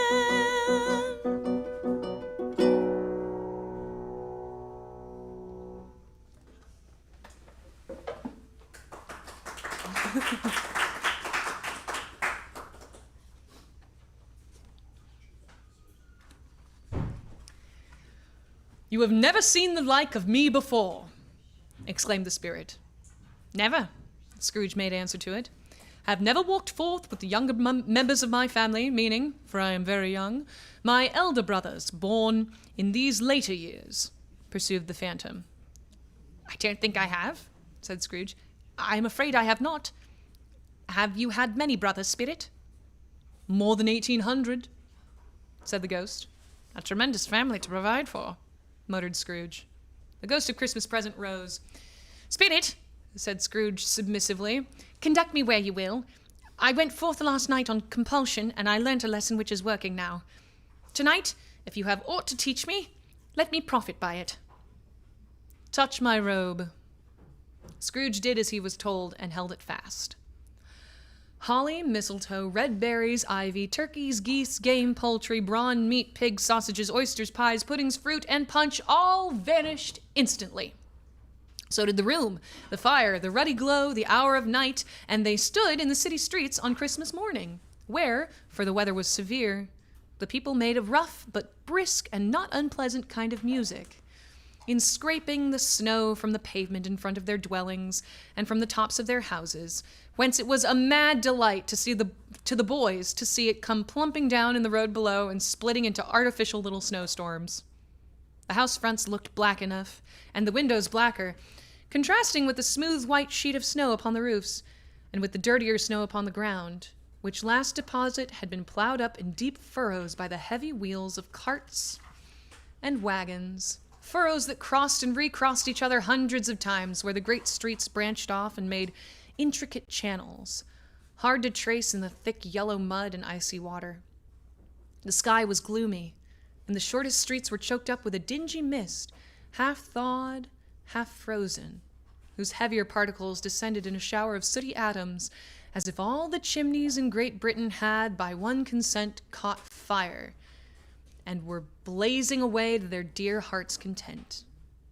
There was nothing very cheerful in the climate or the town, and yet there was an air of cheerfulness abroad that the clearest summer air and brightest summer sun might have endeavored to diffuse in vain. For the people who were shoveling away on the housetops were jovial and full of glee, calling out to one another from the parapets and now and then exchanging a facetious snowball, better-natured missile far than many a wordy jest, laughing heartily if it went right and not less heartily if it went wrong. The poulterers' shops were still half open, and the fruiterers were radiant in their glory. There were great round pot-bellied baskets of chestnuts, shaped like waistcoats of jolly old gentlemen, lolling at the doors and tumbling out into the street in their apoplectic opulence. There were ruddy, brown-faced, broad-girthed Spanish onions, shining in the fatness of their growth like Spanish friars, and winking from their shelves in wanton slyness at the girls as they went by and glanced demurely at the hung-up mistletoe. There were pears and apples clustered in blooming pyramids. There were bunches of grapes made in the shopkeeper's benevolence to dangle from conspicuous hooks that people's mouths might water gratis as they passed. There were piles of filberts, mossy and brown, recalling, in their fragrance, ancient walks among the woods, and pleasant shufflings ankle-deep through withered leaves. There were Norfolk biffins, squab and swarthy, setting off the yellow of the oranges and lemons, and in the great compactness of their juicy persons, urgently entreating and beseeching to be carried home in paper bags and eaten after dinner. The very gold and silver fish, set forth among these choice fruits in a bowl, though members of a dull and stagnant-blooded race, appeared to know that there was something going on, and to a fish went gasping round and round their little world in slow and passionless excitement. The grocers. Oh, the grocers. Nearly closed, with perhaps 2 shutters down, or 1. But through those gaps, such glimpses. It was not alone that the scales descending on the counter made a merry sound, or that the twine and roller parted company so briskly, or that the canisters were rattled up and down like juggling tricks, or even that the blended scents of tea and coffee were so grateful to the nose, or even that the raisins were so plentiful and rare, the almonds so extremely white, the sticks of cinnamon so long and straight, the other spices so delicious, that the candied fruits so caked and spotted with molten sugar as to make the coldest lookers-on feel faint and subsequently bilious. Nor was it that the figs were moist and pulpy, or that the French plums blushed in modest tartness from their highly decorated boxes, or that everything was good to eat and in its Christmas dress.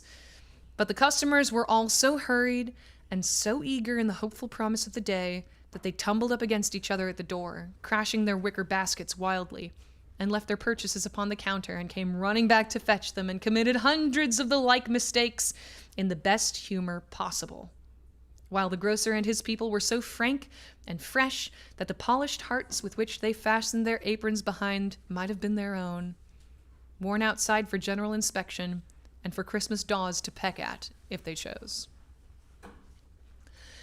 But soon the steeples called good people all to church and chapel, and away they came, flocking through the streets in their best clothes and with their gayest faces. And at the same time there emerged from scores of by-streets, lanes, and nameless turnings innumerable people, carrying their dinners to the bakers' shops. The sight of these poor revelers appeared to interest the spirit very much, for he stood with Scrooge beside him in a baker's doorway, and taking off the covers as their bearers passed, sprinkled incense on their dinners from his torch. And it was a very uncommon kind of torch, for once or twice when there were angry words between some dinner carriers who had jostled each other, he shed a few drops of water on them from it, and their good humor was restored directly. For they said, it was a shame to quarrel upon Christmas Day. And so it was. God love it, so it was. In time the bells ceased, and the bakers were shut up, and yet there was a genial shadowing forth of all these dinners and the progress of their cooking in the thawed blotch of wet above each baker's oven, where the pavement smoked as if its stones were cooking too. "Is there a peculiar flavor in what you sprinkle from your torch?" asked Scrooge. "There is. My own." "Would it apply to any kind of dinner on this day?" asked Scrooge. "To any kindly given. To a poor one most." "Why to a poor one most?" asked Scrooge. "Because it needs it most." "Spirit," said Scrooge, after a moment's thought, "I wonder you, of all the beings in the many worlds about us, should desire to cramp these people's opportunities of innocent enjoyment." "I!" cried the spirit. "You seek to close these places on the 7th day," said Scrooge, "and it comes to the same thing." "I seek!" exclaimed the spirit. "Forgive me if I am wrong. It has been done in your name, or at least in that of your family," said Scrooge. "There are some upon this earth of yours," returned the spirit, "who lay claim to know us, who do their deeds of passion, pride, ill will, hatred, envy, bigotry, and selfishness in our name, who are as strange to us and all our kith and kin as if they had never lived.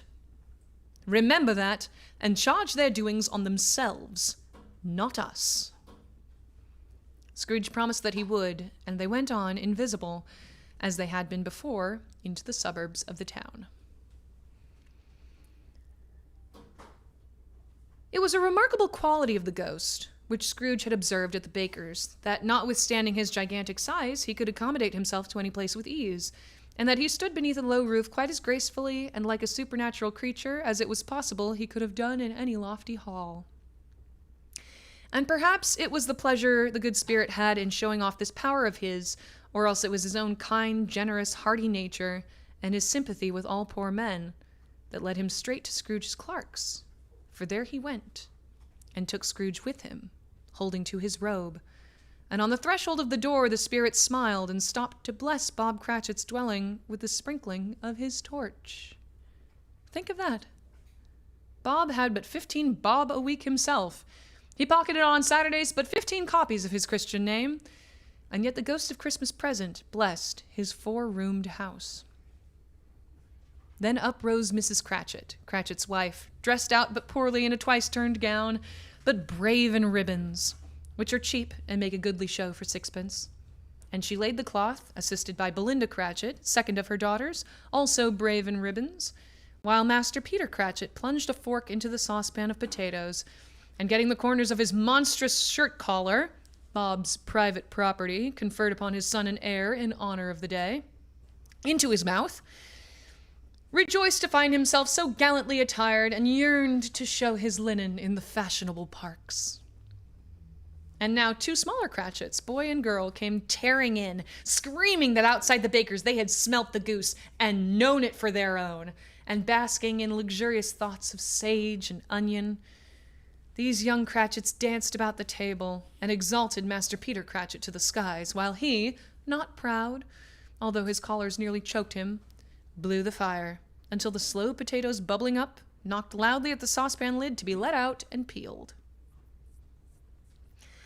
"Whatever has got your precious father, then?" said Mrs. Cratchit. "And your brother, Tiny Tim? And Martha warn't as late last Christmas afterday by half an hour." "Here's Martha, mother," said a girl. appearing as she spoke. "Here's Martha, Mother!" cried the two young Cratchits. "Hurrah! There's such a goose, Martha!" "Why, bless your heart alive, my dear, how late you are!"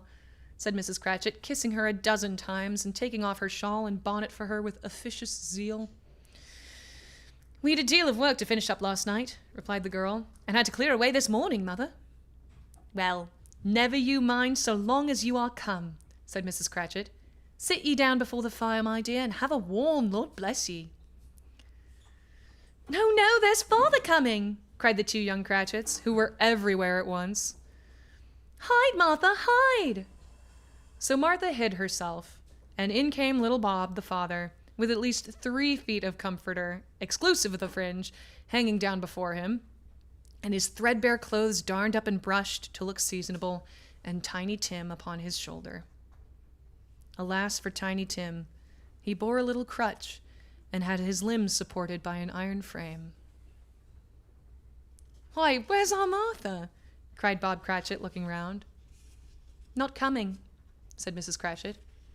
"Not coming," said Bob, with a sudden declension of spirits, in his high spirits, for he had been Tim's blood horse all the way from church and had come home rampant. "Not coming upon Christmas Day." Martha didn't like to see him disappointed, if it were only in joke, so she came out prematurely from behind the closet door and ran into his arms while the two young Cratchits hustled Tiny Tim and bore him off into the wash-house that he might hear the puddings singing in the copper. "And how did little Tim behave?" asked Mrs. Cratchit when she had rallied Bob on his credulity, and Bob had hugged his daughter to his heart's content. "As good as gold," said Bob, "and better. Somehow he gets thoughtful, sitting by himself so much, and thinks the strangest things you ever heard. He told me, coming home, that he hoped the people saw him in the church, because he was a cripple, and it might be pleasant to them to remember upon Christmas Day, who made lame beggars walk, and blind men see." Bob's voice was tremulous when he told them this, and trembled more when he said that Tiny Tim was growing strong and hearty. His active little crutch was heard upon the floor, and back came Tiny Tim before another word was spoken, escorted by his brother and sister to his stool before the fire. And while Bob, turning up his cuffs, as if, poor fellow, they were capable of being made more shabby, compounded some hot mixture in a jug with gin and lemons, and stirred it round and round, put it on the hob to simmer. Master Peter and the two ubiquitous young Cratchits went to fetch the goose, with which they soon returned in high procession. Such a bustle ensued that you might have thought a goose the rarest of all birds, a feathered phenomenon, to which a black swan was a matter of course, and in truth it was something very like that in that house. Mrs. Cratchit made the gravy, ready beforehand in a little saucepan. Hissing hot, Master Peter mashed the potatoes with incredible vigor. Miss Belinda sweetened up the applesauce. Martha dusted the hot plates. Bob took Tiny Tim beside him in a tiny corner at the table. The two young Cratchits set chairs for everybody, not forgetting themselves, and mounting guard upon their posts, crammed spoons into their mouths, lest they should shriek for goose before their turn came to be helped. At last the dishes were set on, and grace was said. It was succeeded by a breathless pause, as Mrs. Cratchit, looking slowly all along the carving knife, prepared to plunge it in the breast. But when she did, and when the long-expected gush of stuffing issued forth, one murmur of delight arose all around the board, and even Tiny Tim, excited by the two young Cratchits, beat on the table with the handle of his knife and feebly cried, "Hurrah!" There never was such a goose. Bob said he didn't believe there ever was such a goose cooked. Its tenderness and flavor, size and cheapness were the themes of universal admiration. Eked out by applesauce and mashed potatoes, it was a sufficient dinner for the whole family. Indeed, as Mrs. Cratchit said with great delight, surveying one small atom of a bone upon the dish, they hadn't ate it all at last. Yet everyone had had enough, and the youngest Cratchits in particular were steeped in sage and onion to the eyebrows. But now, the plates being changed by Miss Belinda, Mrs. Cratchit left the room alone, too nervous to bear witnesses, to take the pudding up and bring it in. Suppose it should not be done enough. Suppose it should break in turning out. Suppose somebody should have got over the wall of the backyard and stolen it while they were merry with the goose. A supposition at which the two young Cratchits became livid. All sorts of horrors were supposed. Hello, a great deal of steam. The pudding was out of the copper. A smell like a washing day, that was the cloth. A smell like an eating house and a pastry cook's next door to each other with a laundress's next door to that was the pudding. In half a minute, Mrs. Cratchit entered, flushed but smiling proudly, with the pudding, like a speckled cannonball, so hard and firm, blazing in half a quartern of ignited brandy, and bedight with Christmas holly stuck into the top. Oh, what a wonderful pudding. Bob Cratchit said, and calmly too, that he regarded it as the greatest success achieved by Mrs. Cratchit since their marriage. Mrs. Cratchit said now that the weight was off her mind, she would confess that she had had her doubts about the quantity of flour.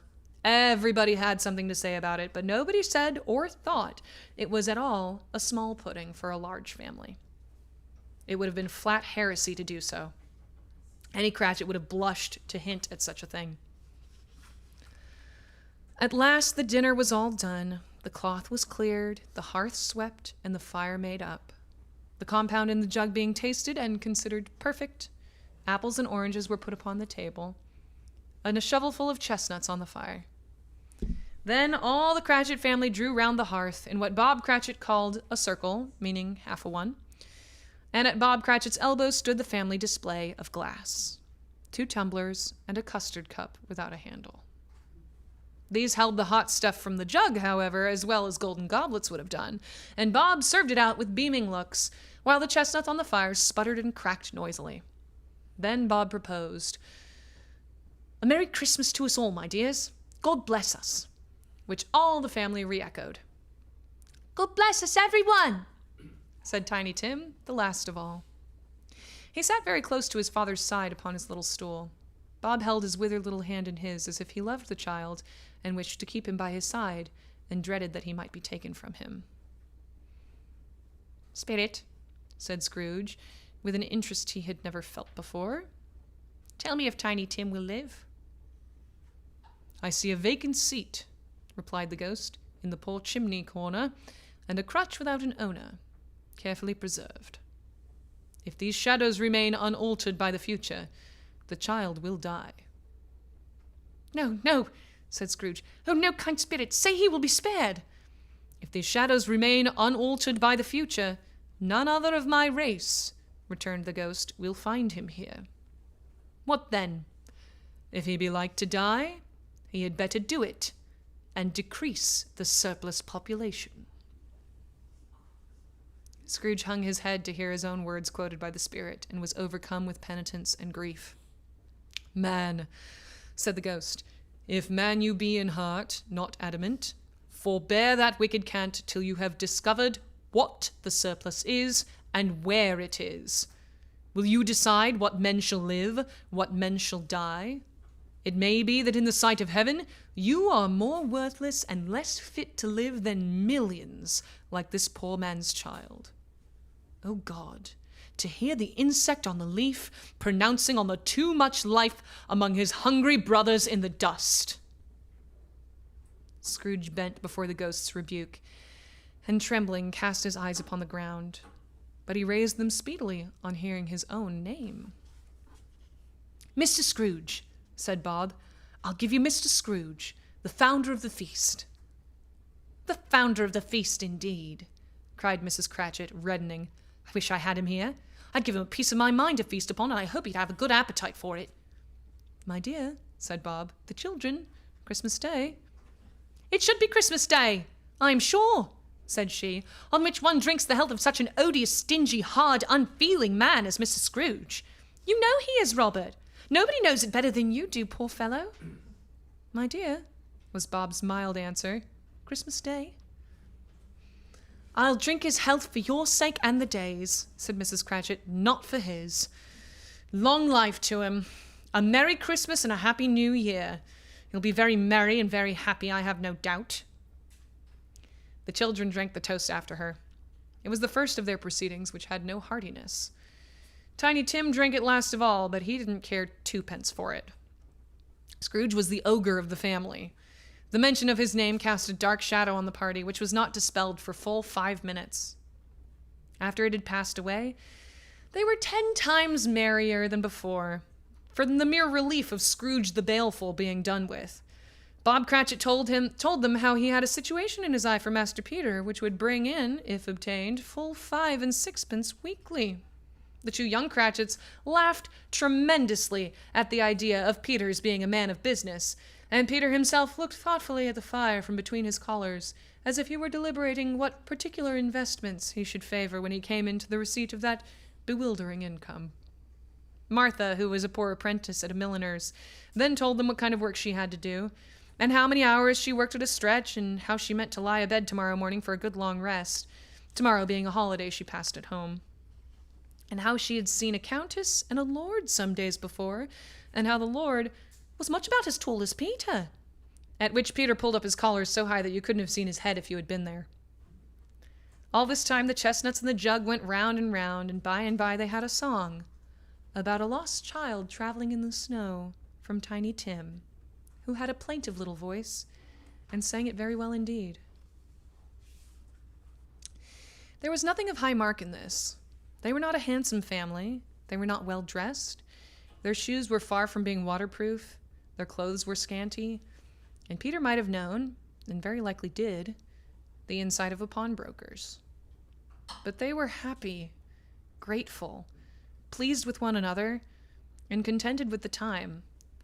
And when they faded and looked happier in the bright sprinklings of the spirit's torch at parting, Scrooge had his eye upon them, and especially on Tiny Tim, until the last.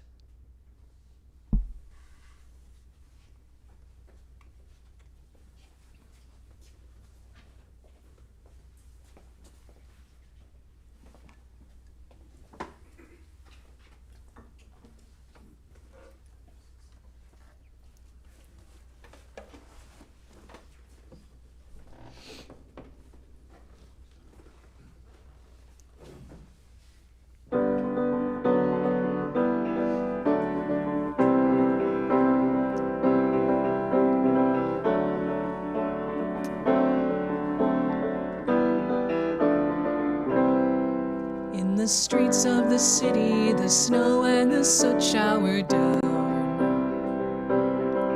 and the steeples are chiming to church and to chapel in Camden and all over town. You walk as you cling to the ghost till he stops at a door,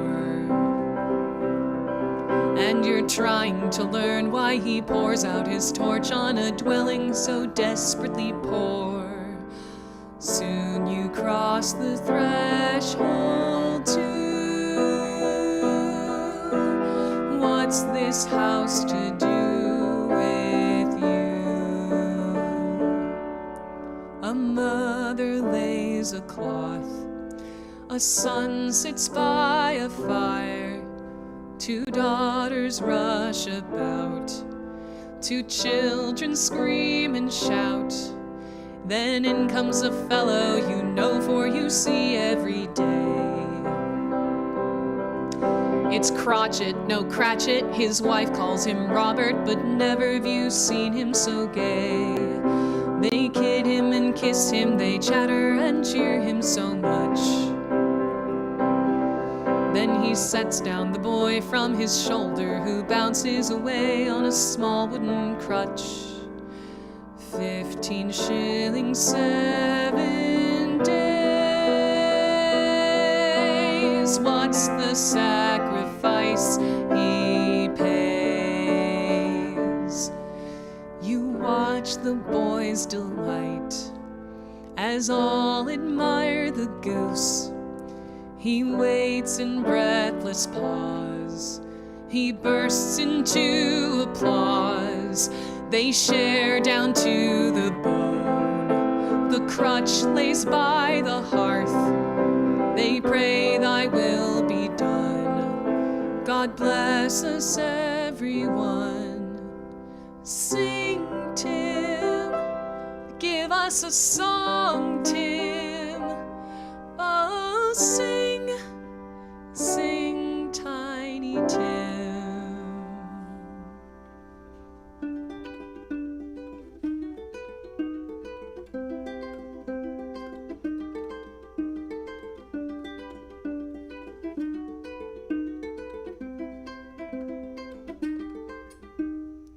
Tim is a boy, maybe 7 or 8, and he's likely aware of his likeliest fate, and he's standing and singing the joy of the day, and before you can stop it, you hear yourself say, will he live?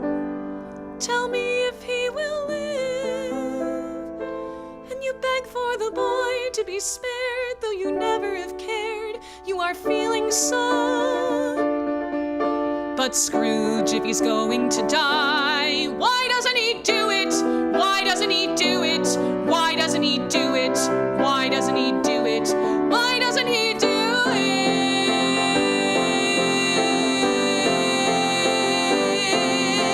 I'll give you Mr. Scrooge, the founder of the feast. And Bob lifts up his cup. He raises it up.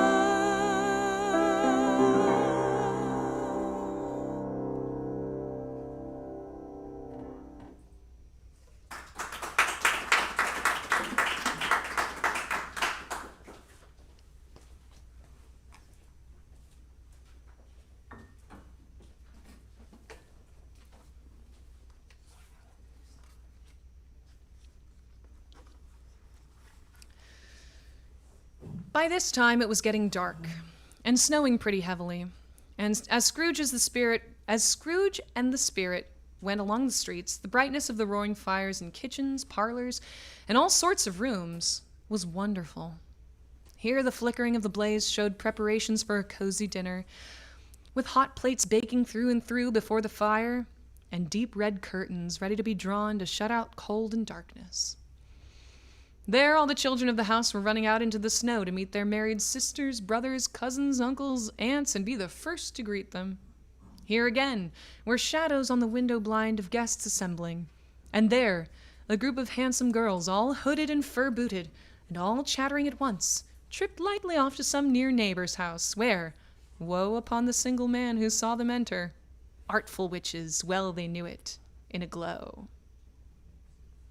But if you had judged from the numbers of people on their way to friendly gatherings, you might have thought that no one was at home to give them welcome when they got there, instead of every house expecting company and piling up its fires half chimney high.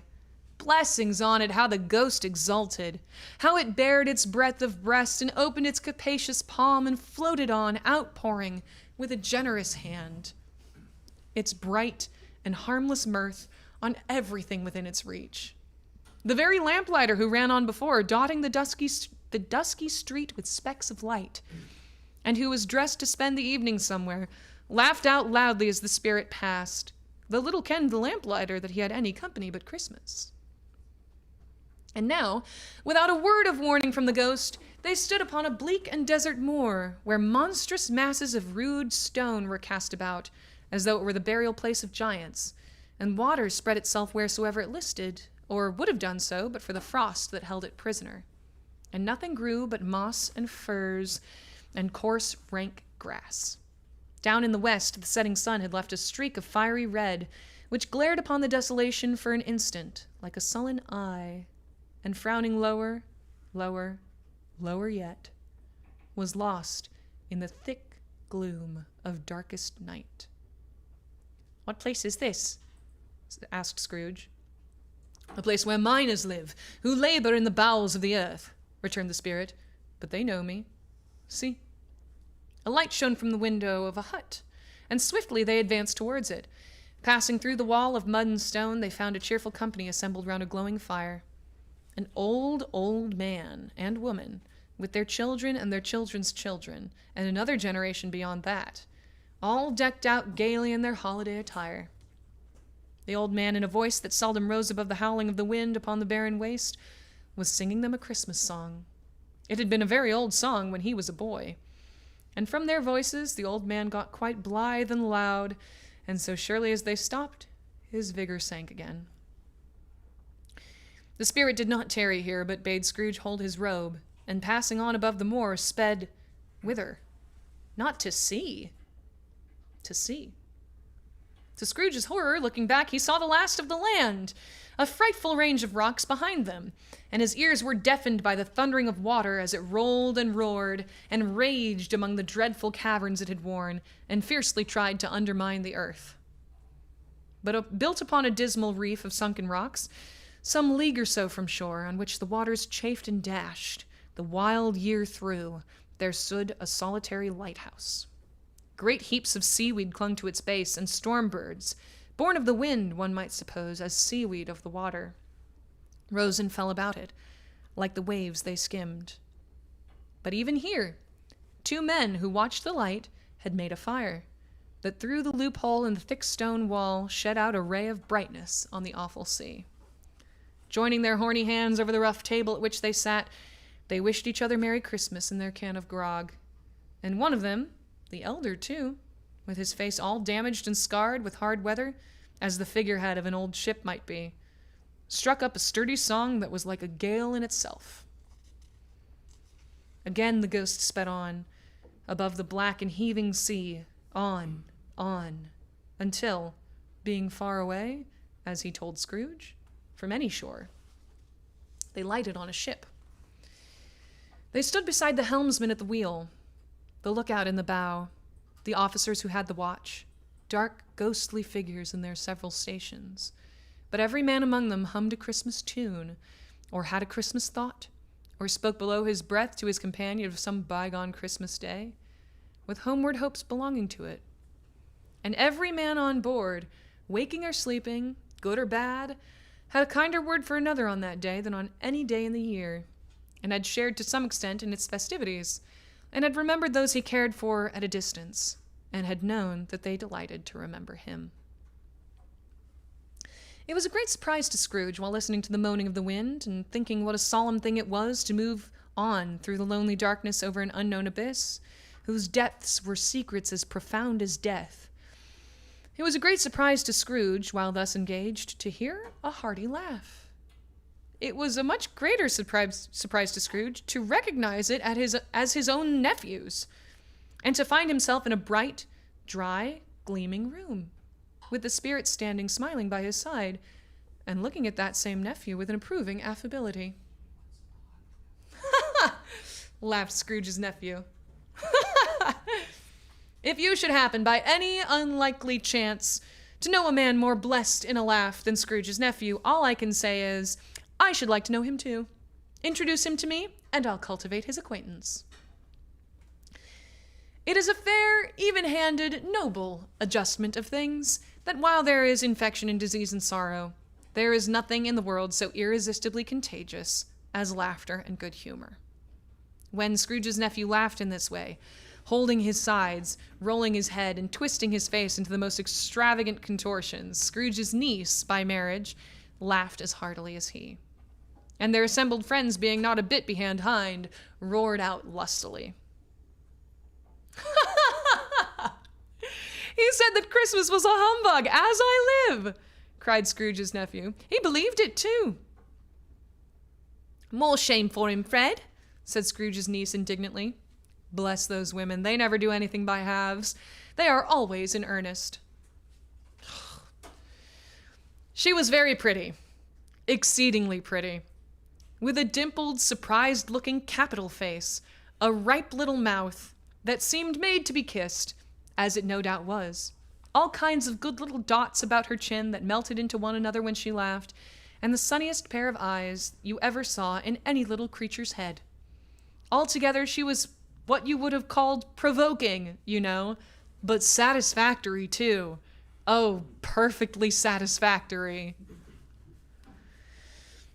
He's a comical old fellow, said Scrooge's nephew. That's the truth, and not so pleasant as he might be. However, his offenses carry their own punishment, and I have nothing to say against him. I'm sure he is very rich, Fred, hinted Scrooge's niece. At least you always tell me so. What of that, my dear? Said Scrooge's nephew. His wealth is of no use to him. He don't do any good with it. He don't make himself comfortable with it. He hasn't the satisfaction of thinking that he's ever going to benefit us with it. I have no patience with him, observed Scrooge's niece. Scrooge's niece's sisters and all the other ladies expressed the same opinion. "Oh, I have," said Scrooge's nephew. "I am sorry for him. I couldn't be angry with him if I tried. Who suffers by his ill whims? Himself, always. Here, he takes it into his head to dislike us, and he won't come and dine with us. What's the consequence? He don't lose much of a dinner." "Indeed, I think he loses a very good dinner," interrupted Scrooge's niece. Everybody else said the same, and they must be allowed to have been competent judges because they had just had dinner. And, with the dessert upon the table, were clustered round the fire by lamplight. "Well, I'm very glad to hear it," said Scrooge's nephew, "because I haven't great faith in these young housekeepers. What do you say, Topper?" Topper had clearly got his eye upon one of Scrooge's niece's sisters, for he answered that a bachelor was a wretched outcast, who had no right to express an opinion on the subject. Whereat Scrooge's niece's sister, the plump one with the lace tucker, not the one with the roses, blushed. "Do go on, Fred," said Scrooge's niece, clapping her hands. "He never finishes what he begins to say. He's such a ridiculous fellow." Scrooge's nephew reveled in another laugh, and as it was impossible to keep the infection off, though the plump sister had tried hard to do it with aromatic vinegar, his example was unanimously followed. "I was only going to say," said Scrooge's nephew, "that the consequences of his taking a dislike to us and not making merry with us is, as I think, that he loses some pleasant moments, which could do him no harm. I am sure he loses pleasanter companions than he can find in his own thoughts, either in his mouldy old office or his dusty chambers. I mean to give him the same chance every year, whether he likes it or not, for I pity him. He may rail at Christmas till he dies, but he can't help thinking better of it. I defy him if he finds me going in there in good temper year after year and saying, 'Uncle Scrooge, how are you?' If it only puts him in the vein to leave his poor clerk £50, that's something, and I think I shook him yesterday." It was their turn to laugh now at the notion of his shaking Scrooge. But being thoroughly good-natured and not much caring what they laughed at so that they laughed at any rate, he encouraged them in their merriment and passed the bottle joyously. After tea they had some music, for they were a musical family, and knew what they were about, whether they sung a glee or catch, I can assure you. Especially Topper, who could growl away in the bass like a good one, and never swell the large veins in his forehead or get red in the face over it. Scrooge's niece played well upon the harp, and played among other tunes a simple little air, a mere nothing. You might learn to whistle it in 2 minutes, which had been familiar to the child who fetched Scrooge from the boarding school, as he had been reminded by the ghost of Christmas past.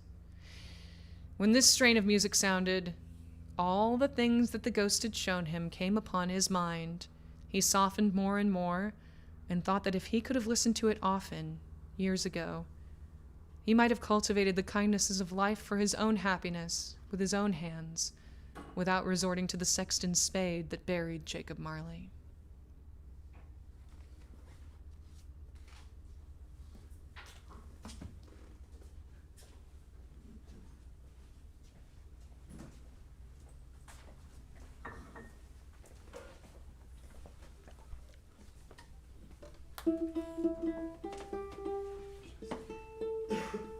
Yeah.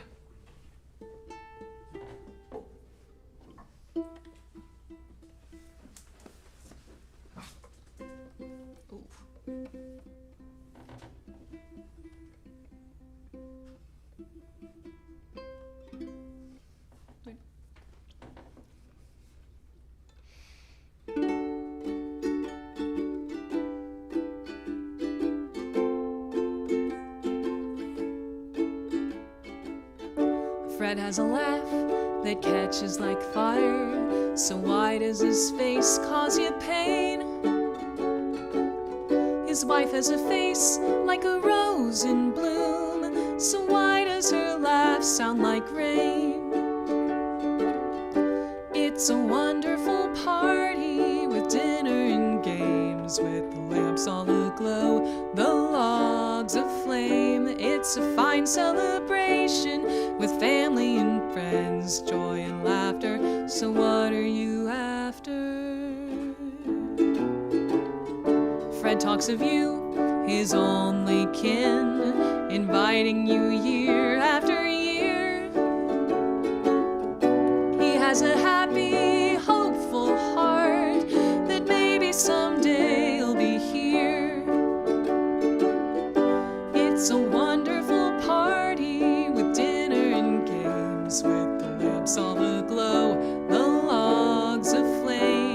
It's a fine celebration with family and friends, joy and laughter. So what are you after?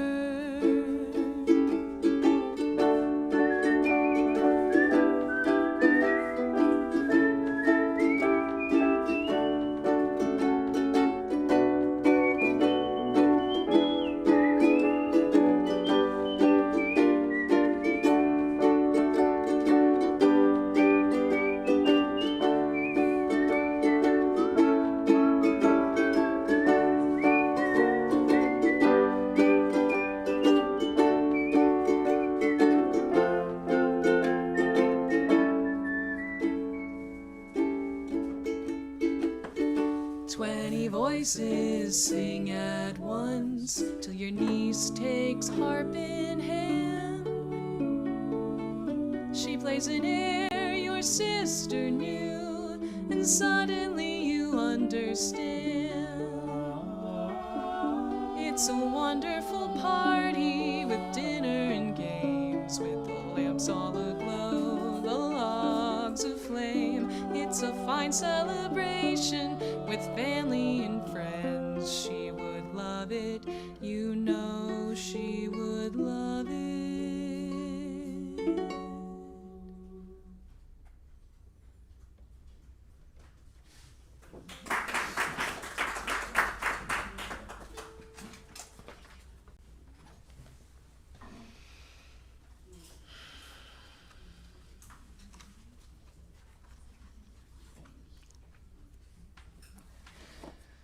But they didn't devote the whole evening to music.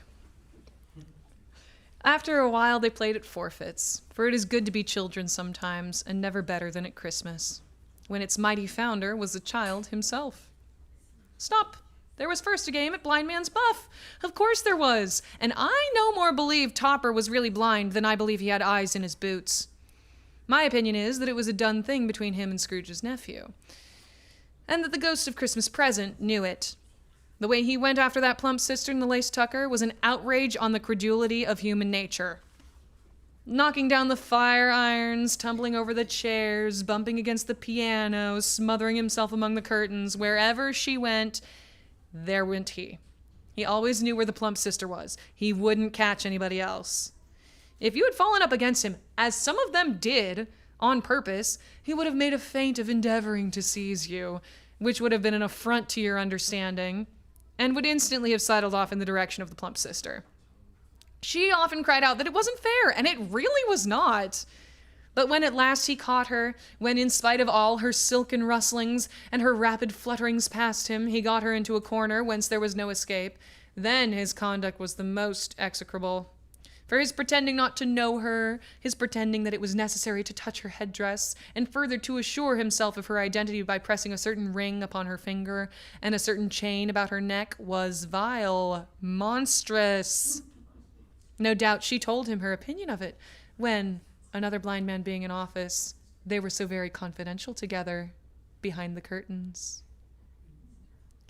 Scrooge's niece was not one of the Blind Man's Buff party, but was made comfortable with a large chair and a footstool in a snug corner where the ghost and Scrooge were close behind her.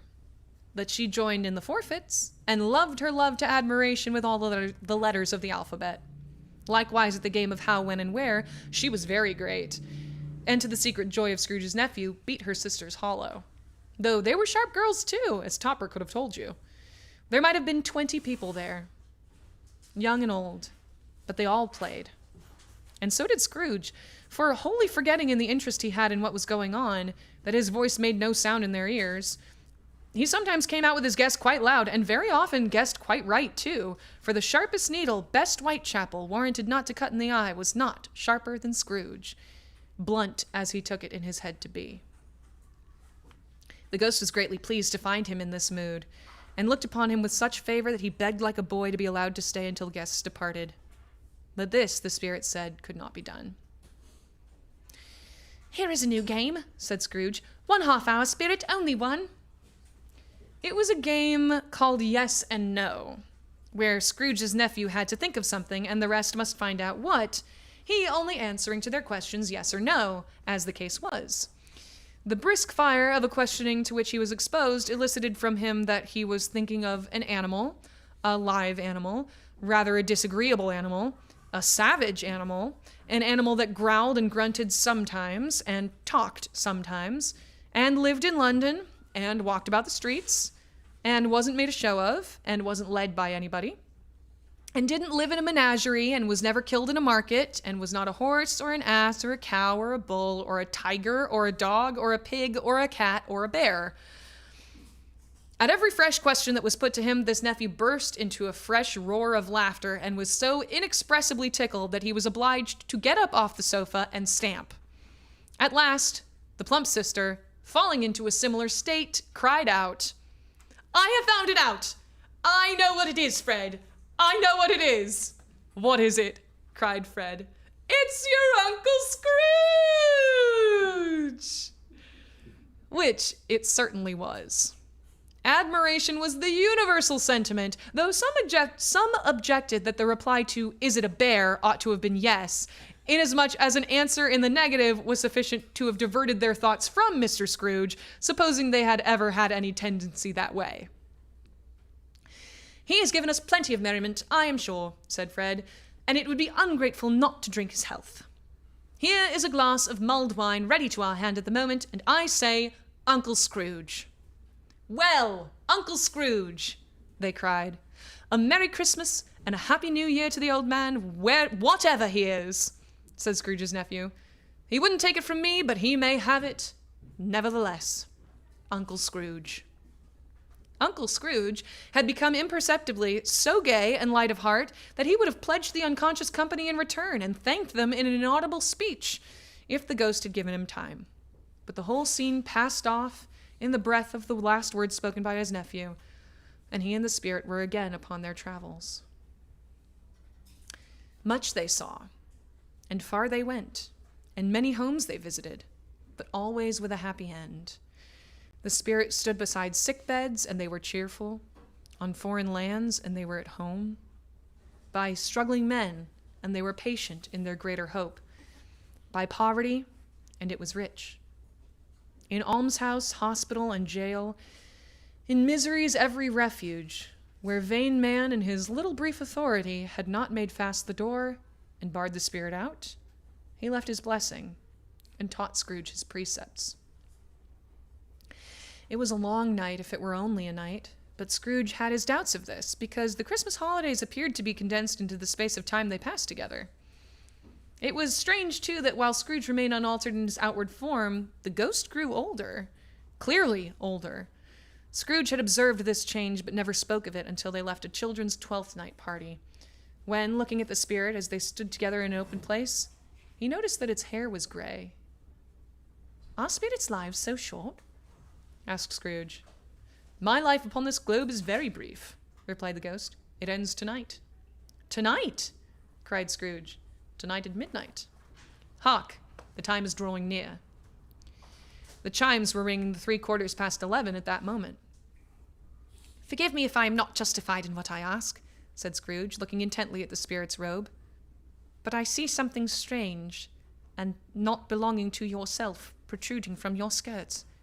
Is it a foot or a claw?" "It might be a claw for all the flesh there is upon it," was the spirit's sorrowful reply. "Look here." From the foldings of its robe, it brought 2 children, wretched, abject, frightful, hideous, miserable. They knelt down at its feet and clung upon the outside of its garment. "Oh, man, look here. Look down here," exclaimed the ghost. They were a boy and a girl. Yellow, meager, ragged, scowling, wolfish, but prostrate, too, in their humility. Where graceful youth should have filled their features out and touched them with its freshest tints, a stale and shriveled hand, like that of age, had pinched and twisted them and pulled them into shreds. Where angels might have sat enthroned, devils lurked and glared out menacing. No change, no degradation, no perversion of humanity in any grade through all the mysteries of wonderful creation has monsters half so horrible and dread. Scrooge started back, appalled. Having them shown to him in this way, he tried to say that they were fine children, but the words choked themselves rather than be parties to a lie of such enormous magnitude. Spirit, are they yours? Scrooge could say no more. They are man's, said the spirit, looking down upon them, and they cling to me, appealing from their fathers. This boy is ignorance, the girl is want. Beware them both, and all of their degree, but most of all beware this boy, for on his brow I see that written which is doom, unless the writing be erased. Deny it, cried the spirit, stretching out its hand towards the city. Slander those who tell it ye.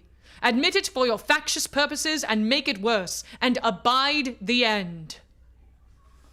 Have they no refuge or resource? Cried Scrooge. Are there no prisons? Said the spirit, turning on him for the last time with his own words. Are there no workhouses? The bell struck 12. Scrooge looked about him for the ghost, and saw it not. As the last stroke ceased to vibrate, he remembered the prediction of old Jacob Marley, and lifting up his eyes, beheld a solemn phantom, draped and hooded, coming like a mist along the ground towards him. End of stave 3.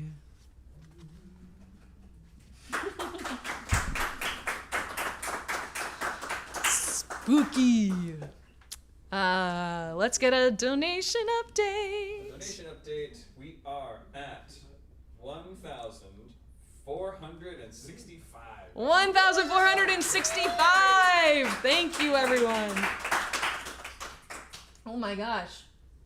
Wow, we are almost halfway from our initial goal to our current goal of 2,000. Thank you, everyone who is donating. Thank you so much. All of that goes directly to World Central Kitchen. Thank you if you have shared the stream with anybody. Please feel free. Share it with friends and family, loved ones who might be interested in what we're doing here, who might enjoy the show. And let's get up to that 2,000. Feel free to comment in the chat. Like I said, I read all the comments, and I'm very grateful that you're here. We're going to take a brief little 10-minute-ish break, and we'll be right back.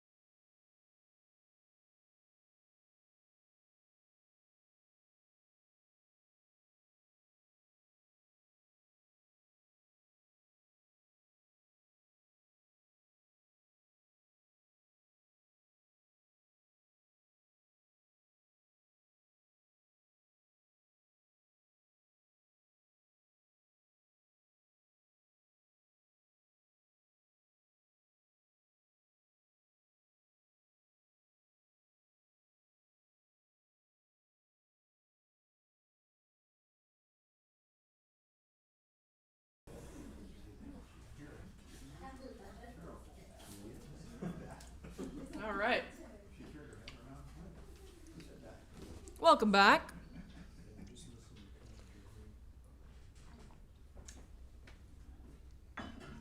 We are going to get started with stave 4 of 5. I think our donation campaign is at 1,470. Is that right? Thank you so much, everyone. I have adjusted the goal to reflect our new goal of $2,000. I know we can get there. Please feel free to keep sharing the stream, keep donating. Thank you, everyone. We are raising money for World Central Kitchen. If you want to find out more about them, there is a link to their website in the description. But they are a wonderful organization that helps feed people in times of crisis. I always like to pick a charity for All in One Night that addresses issues in my Los Angeles community. And World Central Kitchen helped feed first responders and victims of the wildfires that happened here in January of this year. So in addition to their incredible work that they've been doing in Gaza, in response to natural disasters, they helped out people who lost access to SNAP benefits this year.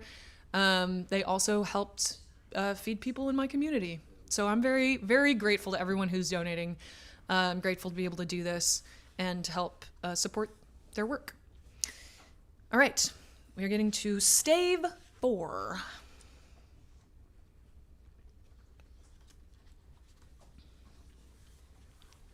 Stave 4, the last of the spirits.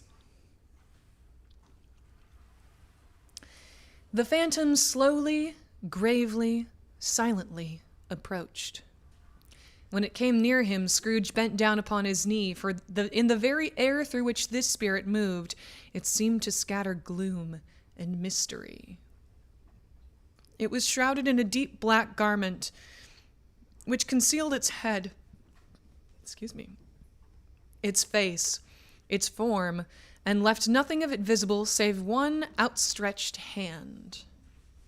But for this, it would have been difficult to detach its figure from the night and separate it from the darkness by which it was surrounded.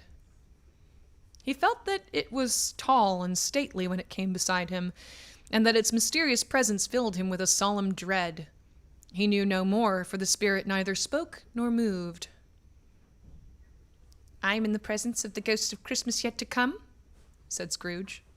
The spirit answered not, but pointed onward with its hand. "You are about to show me shadows of the things that have not happened, but will happen in the time before us," Scrooge pursued. "Is that so, spirit?" The upper portion of the garment was contracted for an instant in its folds, as if the spirit had inclined its head. That was the only answer he received. Although well used to ghostly company by this time, Scrooge feared the silent shape so much that his legs trembled beneath him, and he found that he could hardly stand when he prepared to follow it. The spirit paused a moment, as observing his condition and giving him time to recover. But Scrooge was all the worse for this. It thrilled him with a vague, uncertain horror to know that behind the dusky shroud there were ghostly eyes intently fixed upon him, while he, though he stretched his own to the utmost, could see nothing but a spectral hand and one great heap of black. "Ghost of the future," he exclaimed, "I fear you more than any spectre I have seen, but as I know your purpose is to do me good, and as I hope to live to be another man from what I was, I am prepared to bear you company, and do it with a thankful heart. Will you not speak to me?" It gave him no reply. The hand was pointed straight before them. "Lead on," said Scrooge. "Lead on. The night is waning fast, and it is precious time to me, I know. Lead on, spirit."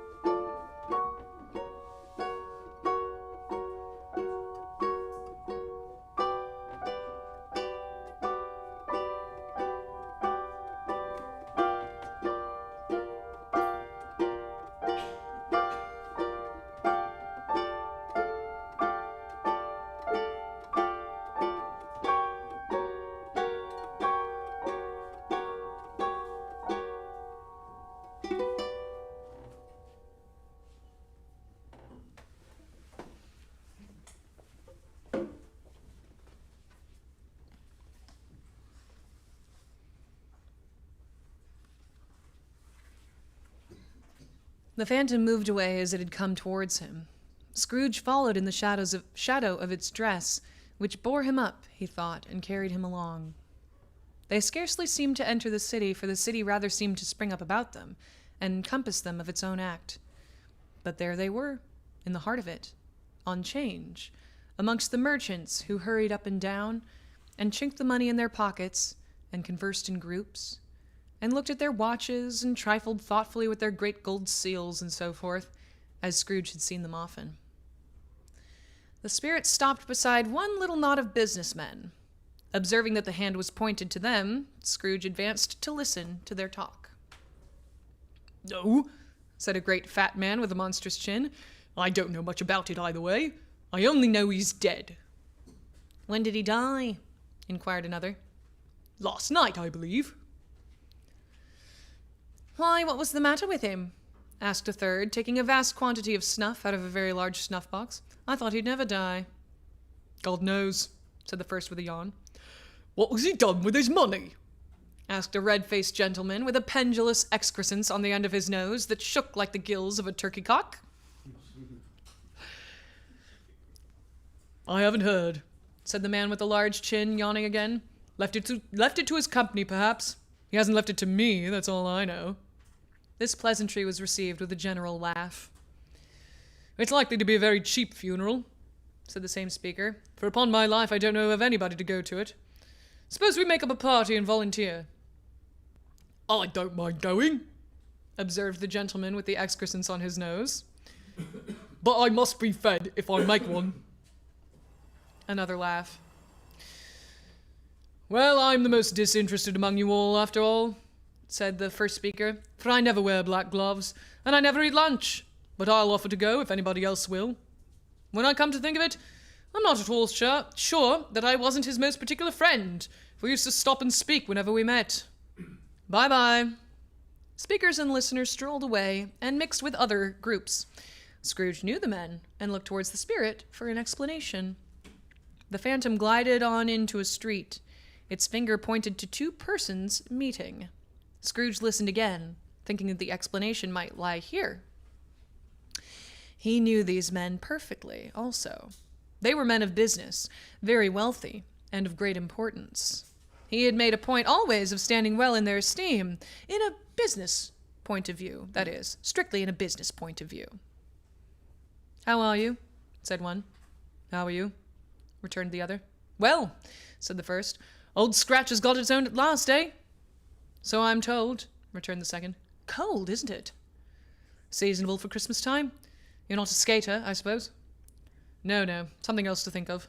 Good morning." Not another word. That was their meeting, their conversation, and their parting. Scrooge was at first inclined to be surprised that the spirit should attach importance to conversations apparently so trivial, but feeling assured that they must have some hidden purpose, he set himself to consider what it was likely to be. They could scarcely be supposed to have any bearing on the death of Jacob, his old partner, for that was the past, and this ghost province was the future. Nor could he think of anyone immediately connected with himself to whom he could apply them, but nothing doubting that to whomsoever they applied, they had some latent moral for his own improvement, he resolved to treasure up every word he heard and everything he saw, and especially to observe the shadow of himself when it appeared. For he had an expectation that the conduct of his future self would give him the clue he missed, and would render the solution of these riddles easy. He looked about in that very place for his own image, but another man stood in his accustomed corner, and though the clock pointed to his usual time of day for being there, he saw no likeness of himself among the multitudes that poured in through the porch. It gave him little surprise, however, for he had been revolving in his mind a change of life, and thought and hoped he saw his newborn resolutions carried out in this.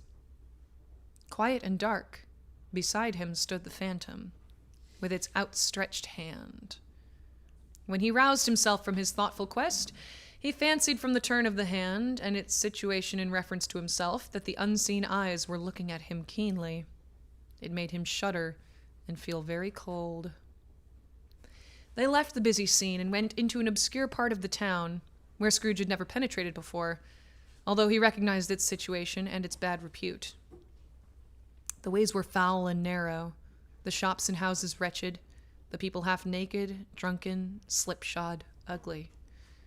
Alleys and archways, like so many cesspools, disgorged their offenses of smell and dirt and life upon the straggling streets, and the whole quarter reeked with crime, with filth, and misery. Far in this den of infamous resort there was a low-browed beetling shop, below a penthouse roof, where iron, old rags, bottles, bones, and greasy offal were brought. Upon the floor within were piled up heaps of rusty keys, nails, chains, hinges, files, scales, weights, and refuse iron of all kinds.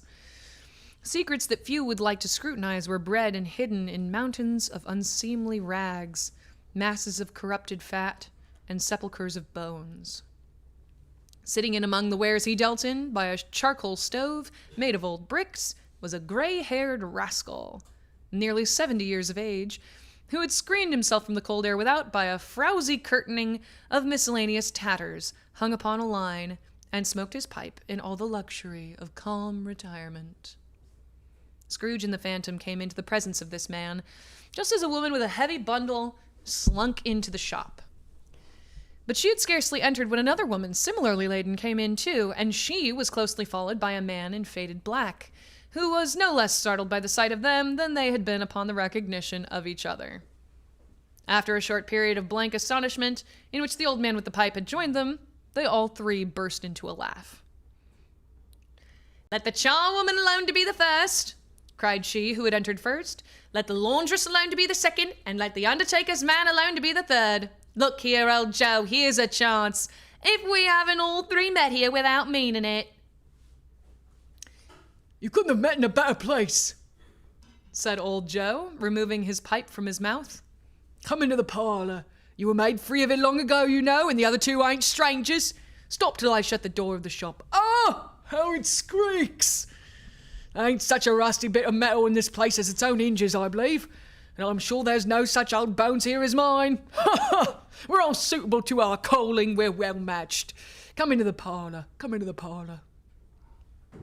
The parlor was the space behind the screen of rags. The old man raked the fire together with an old stair rod, and having trimmed his smoky lamp, for it was night, with the stem of his pipe, put it in his mouth again. Well, while he did this, the woman who had already spoken threw her bundle on the floor and sat down in a flaunting manner on a stool, crossing her elbows on her knees and looking with a bold defiance at the other two. "What odds, then? What odds, Mrs. Dilber?" said the woman. "Every person has a right to take care of themselves. He always did." "That's true indeed," said the laundress. "No man more so." "Why, then, don't stand there as if you was afraid, woman. Who's wiser? We're not going to pick holes in each other's coats, I suppose?" "No, indeed," said Mrs. Dilber and the man together. "We should hope not." "Very well, then," cried the woman. "That's enough. Who's the worse for the loss of a few things like these? Not a dead man, I suppose?" "No, indeed," said Mrs. Dilber, laughing. "If he wanted to keep him after he was dead, wicked old screw," pursued the woman, "why wasn't he natural in his lifetime? If he had been, he'd have had somebody to look after him when he was struck with death, instead of lying gasping out his last there alone by himself." "It's the truest word that was ever spoke," said Mrs. Dilber. "It's a judgment on him." "I wish it was a little heavier judgment," replied the woman, "and it should have been, you may have depend on it, if I could have laid my hands on anything else. Open that bundle, old Joe, and let me know the value of it. Speak out plain. I'm not afraid to be the first, nor afraid for them to see it. We knew pretty well that we were helping ourselves before we met here, I believe. It's no sin. Open the bundle, Joe." But the gallantry of her friends would not allow this, and the man in faded black, mounting the breech first, produced his plunder. It was not extensive. A seal or two, a pencil case, a pair of sleeve buttons, and a brooch of no great value were all.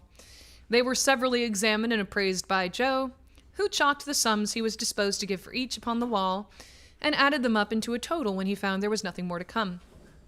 "That's your account," said Joe, "and I wouldn't give another sixpence if I was to be boiled for not doing it. Who's next?" Mrs. Dilber was next. Sheets and towels, a little wearing apparel, 2 old-fashioned silver teaspoons, a pair of sugar tongs, and a few boots. Her account was stated on the wall in the same manner. "Always give too much to ladies.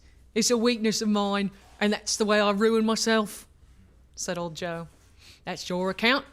If you asked me them for another penny and made it an open question, I'd repent of being so liberal and knock off half a crown." "And now undo my bundle, Joe," said the first woman. Joe went down on his knees for the greater convenience of opening it, and having unfastened a great many knots, dragged out a large and heavy roll of some dark stuff. "What you call this?" said Joe. "Bed curtains." "Ah," returned the woman, laughing and leaning forward on her crossed arms. "Bed curtains." "You don't mean to say you took 'em down, rings and all, with him lying there?" said Joe. "Yes, I do," replied the woman. "Why not?"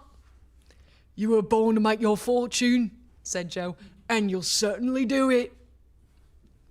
"I certainly shan't hold my hand when I can get anything in it by reaching it out for the sake of such a man as he was, I promise you, Joe," returned the woman coolly. "Don't drop that oil upon the blankets now." "His blankets?" asked Joe. "Whose else's do you think?" replied the woman. "He isn't likely to take cold without 'em, I dare say." "I hope he didn't die of anything catching, eh?" said old Joe, stopping in his work and looking up. "Don't you be afraid of that," returned the woman. "I ain't so fond of his company I'd loiter about him for such things if he did. Oh, you may look through that shirt till your eyes ache, but you won't find a hole in it, nor a threadbare place. It's the best he had, and a fine one too. They'd have wasted it if it hadn't been for me." "What you call wasting of it?" asked old Joe. "Putting it on him to be buried in, to be sure," replied the woman with a laugh. "Somebody was fool enough to do it, but I took it off again. If calico ain't good enough for such a purpose, it isn't good enough for anything. It's quite as becoming to the body. He can't look uglier than he did in that one." Scrooge listened to this dialogue in horror. As they sat grouped about their spoil in the scanty light afforded by the old man's lamp, he viewed them with a detestation and disgust which could hardly have been greater though they had been obscene demons marketing the corpse itself. "Ha ha!" laughed the same woman, when old Joe, producing a flannel bag with money in it, told out their several gains upon the ground. "This is the end of it, you see. He frightened everyone away from him when he was alive, to profit us when he was dead. Ha ha ha!" "Spirit," said Scrooge, shuddering from head to foot. I see. The case of this unhappy man might be my own. My life tends that way now. Merciful heaven, what is this?" He recoiled in terror, for the scene had changed, and now he almost touched a bed, a bare, uncurtained bed, on which, beneath a ragged sheet, there lay a something covered up, which, though it was dumb, announced itself in awful language. The room was very dark. Too dark to be observed with any accuracy, though Scrooge glanced round it in obedience to a secret impulse, anxious to know what kind of room it was. A pale light, rising in the outer air, fell straight upon the bed, and on it, plundered and bereft, unwatched, unwept, uncared for, was the body of this man. Scrooge glanced toward the phantom. Its steady hand was pointed to the head. The cover was so carelessly adjusted that the slightest raising of it, the motion of a finger on Scrooge's part, would have disclosed the face. He thought of it, felt how easy it would be to do, and longed to do it, but had no more power to withdraw the veil than to dismiss the spectre at his side. "Oh, cold, cold, rigid, dreadful death, set up thine altar here, and dress it with such terrors as thou hast at thy command, for this is thy dominion. But of the love, revered, and honored head, thou canst not turn one hair to thy dread purposes, or make one feature odious. It is not that the hand is heavy and will fall down when released.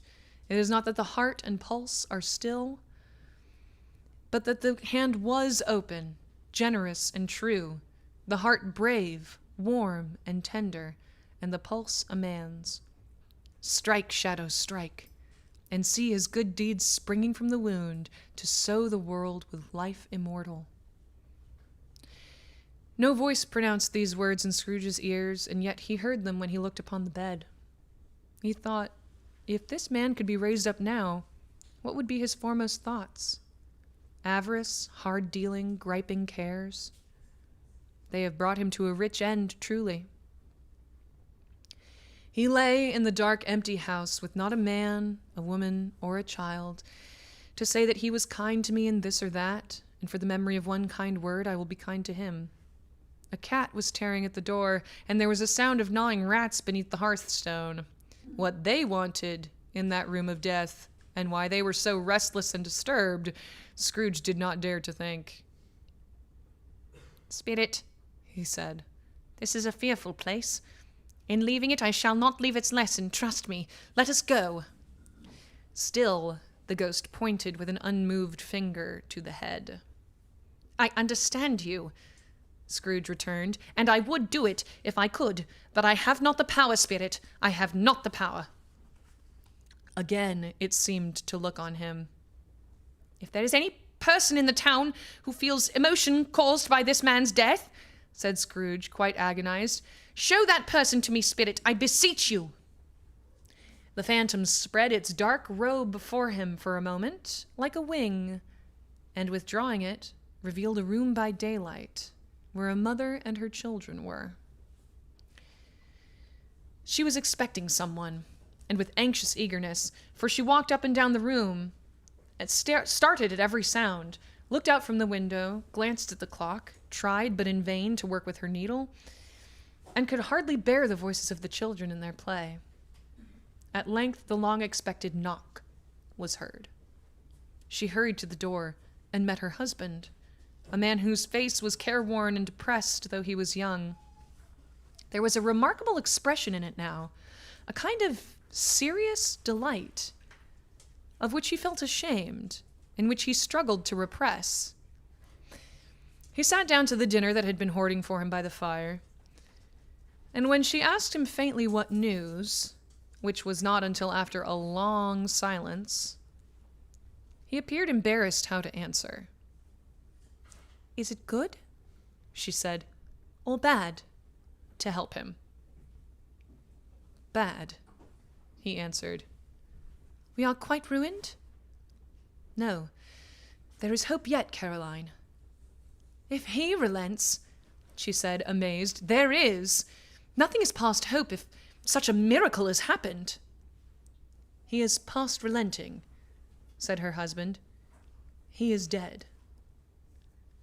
She was a mild and patient creature, if her face spoke truth, but she was thankful in her soul to hear it, and she said so with clasped hands. She prayed forgiveness the next moment and was sorry, but the first was the emotion of her heart. "What the half-drunken woman whom I told you of last night said to me when I tried to see him and obtain a week's delay, and what I thought was a mere excuse to avoid me, turns out to have been quite true. He was not only very ill, but dying then." "To whom will our debt be transferred?" "I don't know. But before that time we shall be ready with the money, and even though we were not, it would be a bad fortune indeed to find so merciless a creditor in his successor. We may sleep tonight with light hearts, Caroline." Yes, soften it as they would, their hearts were lighter.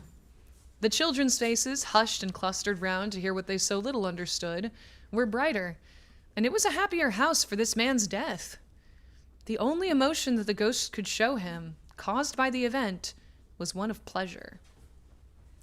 "Let me see some tenderness connected with the death," said Scrooge, "or that dark chamber spirit, which we left just now, will be forever present to me."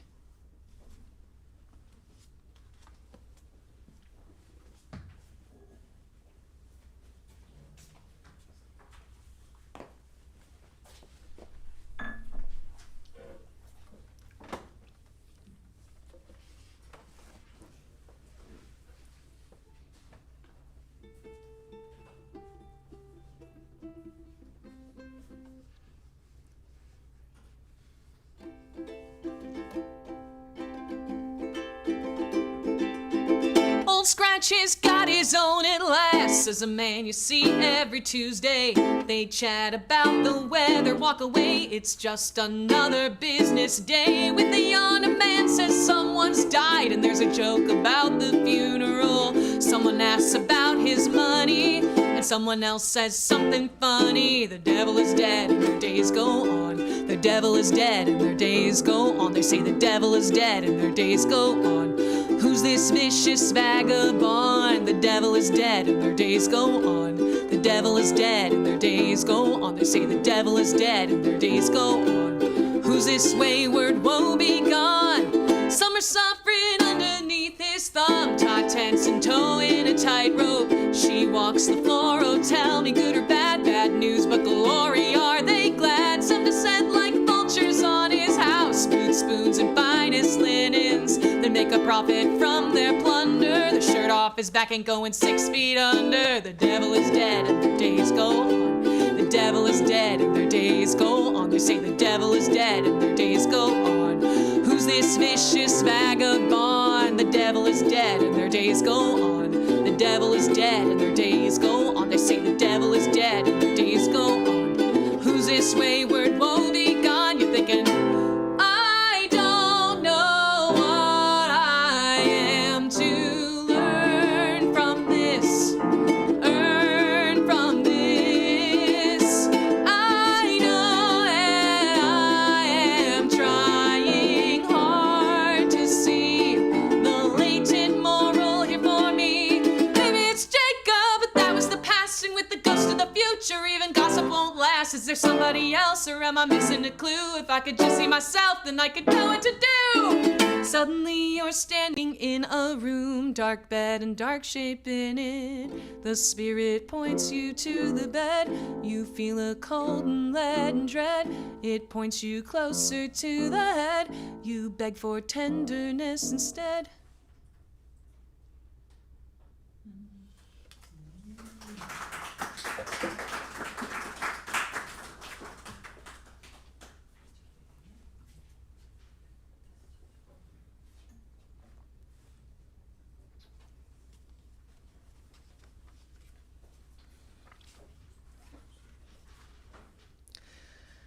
The ghost conducted him through several streets familiar to his feet, and as they went along, Scrooge looked here and there to find himself.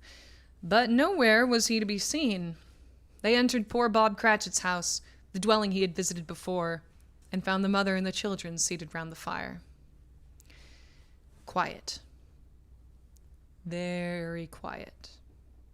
The noisy little Cratchits were still as statues in one corner, and sat looking up at Peter, who had a book before him. The mother and her daughters were engaged in sewing, but surely they were very quiet. And he took a child and set him in the midst of them. Where had Scrooge heard those words? He had not dreamed them. The boy must have read them out as he and the spirit crossed the threshold. Why did he not go on? The mother laid her work upon the table and put her hand up to her face. "The color hurts my eyes," she said. "The color?" "Ah, poor Tiny Tim." "They're better now again," said Cratchit's wife. "It makes them weak by candlelight, and I wouldn't show weak eyes to your father when he comes home for the world. It must be near his time." "Past it, rather," Peter answered, shutting up his book. "But I think you walked a little slower than he used these last few evenings, Mother." They were very quiet again. At last she said, and in a steady, cheerful voice that only faltered once, I have known him walk with Tiny Tim upon his shoulder, very fast indeed." "And so have I," cried Peter. "Often." "And so have I," exclaimed another. So had all. "But he was very light to carry," she resumed, intent upon her work, "and his father loved him so that it was no trouble. No trouble. And there is your father at the door." She hurried out to meet him, and little Bob and his comforter, he had need of it, poor fellow, came in. His tea was ready for him on the hob, and they all tried who should help him to it most. Then the two young Cratchits got upon his knees and laid each child a little cheek against his face, as if they said, "Don't mind it, father. Don't be grieved." Bob was very cheerful with them and spoke pleasantly to all the family. He looked at the work upon the table and praised the industry and speed of Mrs. Cratchit and the girls. They would be done long before Sunday, he said. "Sunday? You went today then, Robert?" said his wife.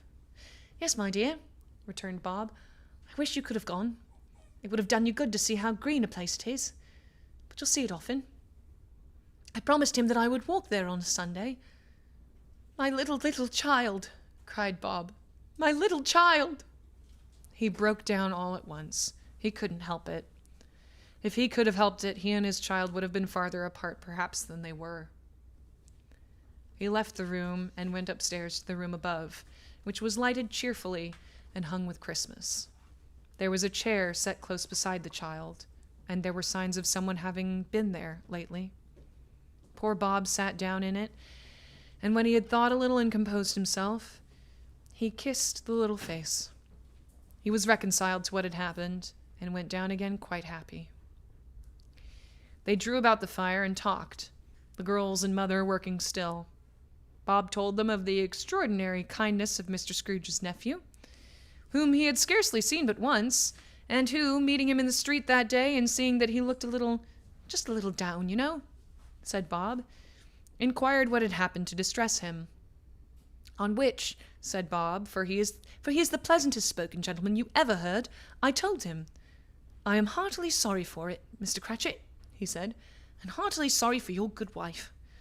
By the by, how he ever knew that, I don't know." "Knew what, my dear?" "Why, that you were a good wife," replied Bob. "Everybody knows that," said Peter. "Very well observed, my boy," cried Bob. "I hope they do. Heartily sorry," he said, "for your good wife. If I can be of service to you in any way," he said, giving me his card, "that's where I live. Pray come to me." "Now it wasn't," cried Bob, for the sake of anything he might be able to do for us, so much as for his kind way, that this was quite delightful. It really seemed as if he had known our Tiny Tim and felt with us. "I'm sure he's a good soul," said Mrs. Cratchit. "You'd be surer of it, my dear," returned Bob, "if you saw and spoke to him. I shouldn't be at all surprised, mark what I say, if he got Peter a better situation." "Only hear that, Peter," said Mrs. Cratchit. "And then," cried one of the girls, "Peter will be keeping company with someone and setting up for himself." "Get along with you," retorted Peter, grinning.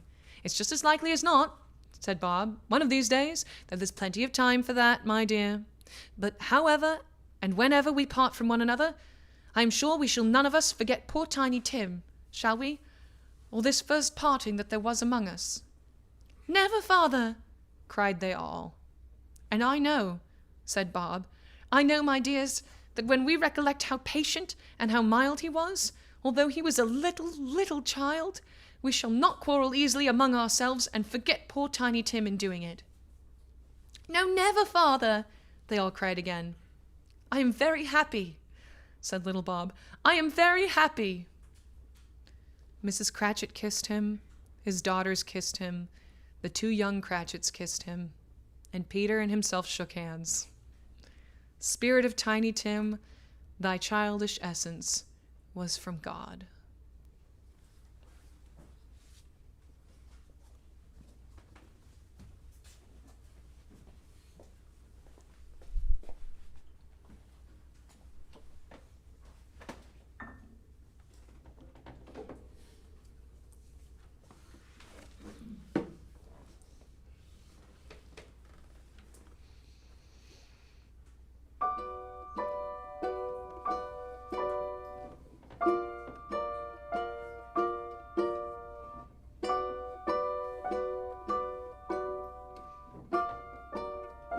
And he took a child, and he took a child, and set him in the midst of them. And he took a child, and he took a child, and set him in the midst of them. And he sang, he gave us a song. Oh, sing, my little child.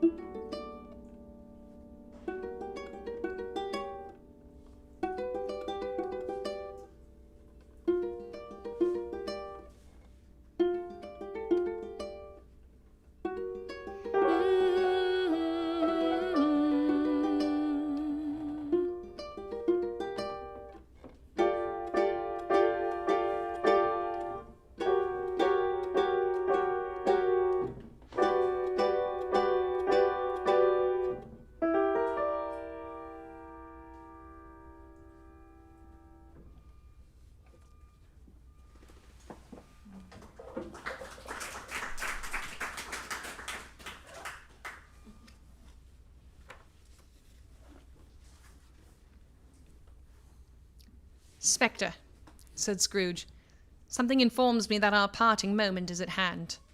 I know it, but I know not how. Tell me what man that was whom we saw lying dead. The ghost of Christmas yet to come conveyed him as before, though at a different time, he thought. Indeed, there seemed to be no order in these latter visions, save that they were in the future, into the resorts of businessmen, but showed him not himself.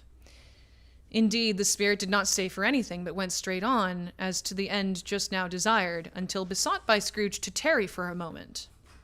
This court, said Scrooge, through which we hurry now, is where my place of occupation is, and has been for a length of time.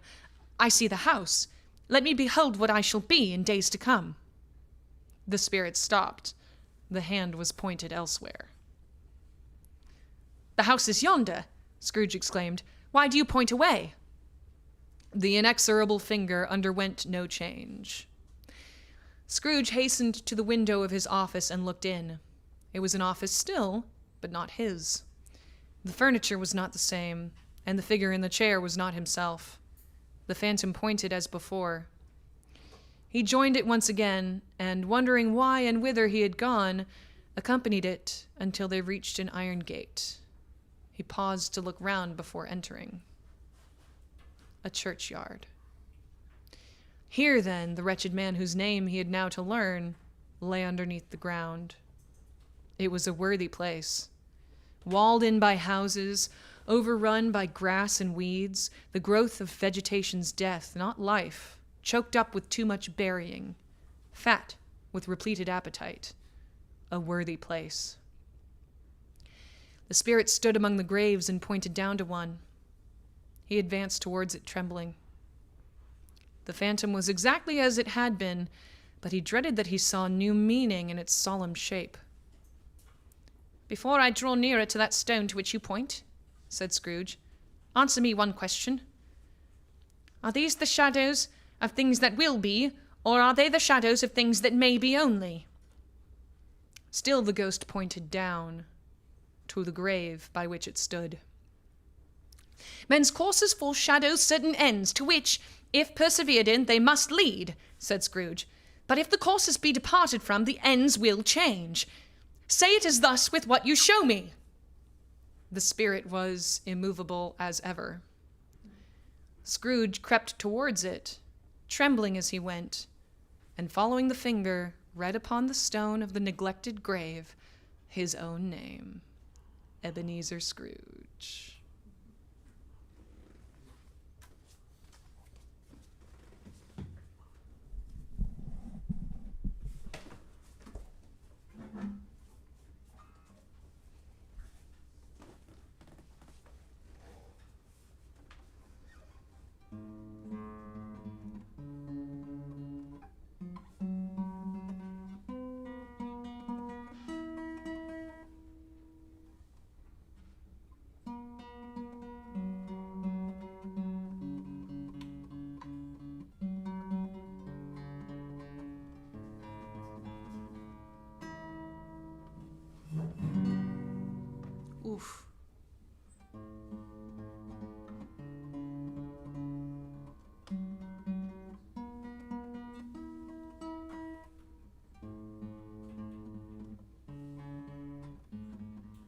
The fire does no favors to the tuning of a guitar.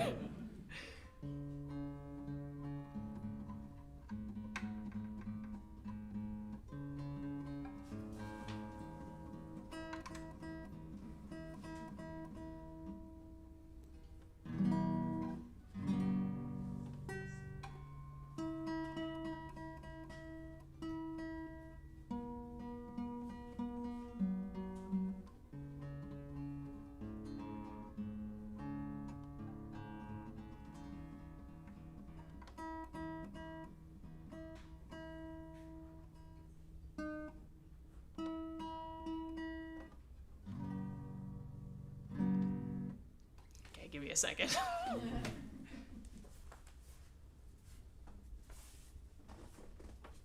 Let's get the technology.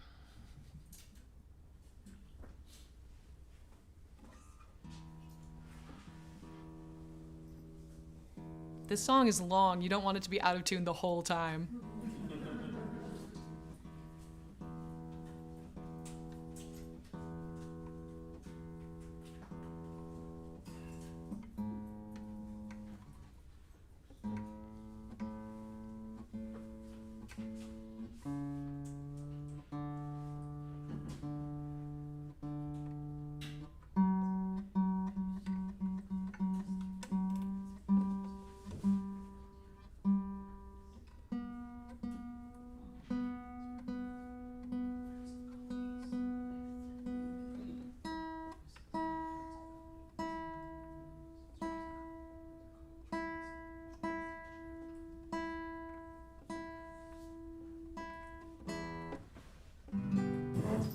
That's better.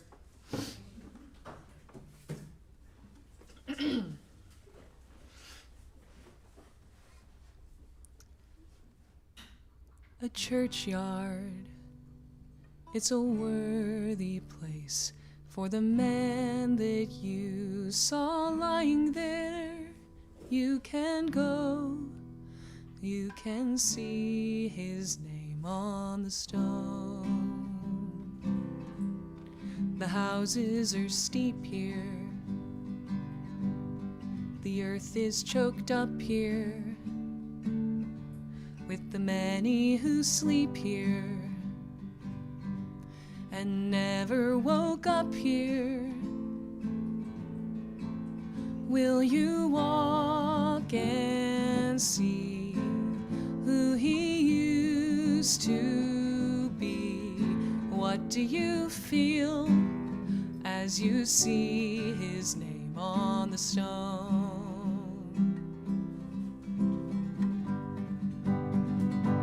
Here I lie, cast off, abandoned, forgotten by everyone. When I die, the sordid old world turns its back on its prodigal son. By and by, our bones are consumed by the loam which subsumes our whole frame. Why did I spend my life clutching its sorrow and shouldering shame? Why did I spend my life clutching its sorrow and shouldering shame? Faces I knew and the places I grew and the choices I made and the voices that fade into one long reminder that Father got kinder while I turned and mastered the path of a bastard in shame. Why did I spend my life clutching its sorrow and shouldering shame? Spend my life wrenching and grasping for something to blame. The meek shall inherit, but me I divest and disclaim. Till one day I'm only a name. And fear, why did I sacrifice all of my nobler ambitions for fear? Day after week after month after year, stand in the glorified wreck of my storied career. And all of it led me to here. Let me break this down, find my way around. Why? Tell me why? Would you show me this if I am past all hope? Why, Spirit, why should I know this unless my path is open? A churchyard, I have earned my place as the man that I saw lying there. I should know, I have seen my name on the stone. But what if I'm better and healed of my blindness?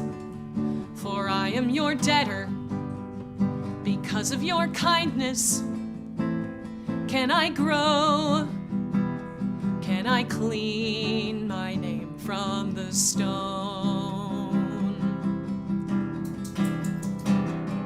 A life, a curse, I have borne like the weight of the universe.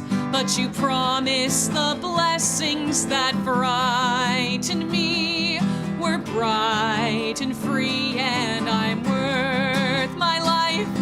I'm worth my life and the love, my heart, the joy to the world, the past and the present and future unfurled. I'll stand in the sun. I'll give all I own till I draw my last breath. And by heaven, I can't take my name from the stone.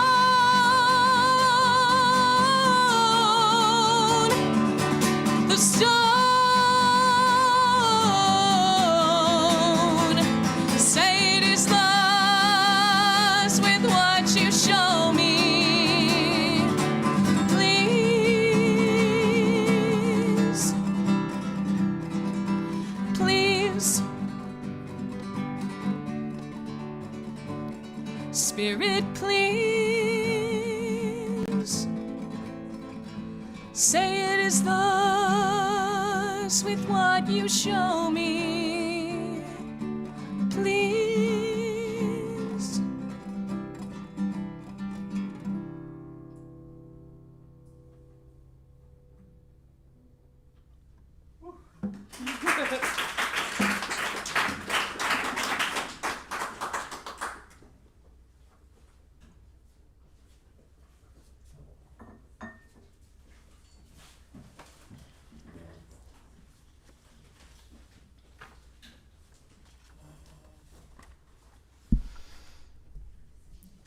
Am I that man who lay upon the bed? He cried upon his knees. The finger pointed from the grave to him and back again. No, Spirit! Oh, no, no! The finger still was there. Spirit, he cried, tight clutching at its robe. Hear me! I am not the man I was. I will not be the man I must have been but for this intercourse. Why show me this if I am past all hope? For the first time the hand appeared to shake. Good Spirit, he pursued, as down upon the ground he fell before it, your nature intercedes for me and pities me. Assure me that I yet may change these shadows you have shown me by an altered life. The kind hand trembled. I will honor Christmas in my heart and try to keep it all the year. I will live in the past, the present, and the future. The spirits of all three shall strive within me. I will not shut out the lessons that they teach. Oh, tell me I may sponge away the writing on this stone. In his agony, he caught the spectral hand. It sought to free itself, but he was strong in his entreaty and detained it. The spirit, stronger yet, repulsed him. Holding up his hands in a last prayer to have his fate reversed, he saw an alteration in the phantom's hood and dress. It shrunk, collapsed, and dwindled down into a bedpost. End of stave 4.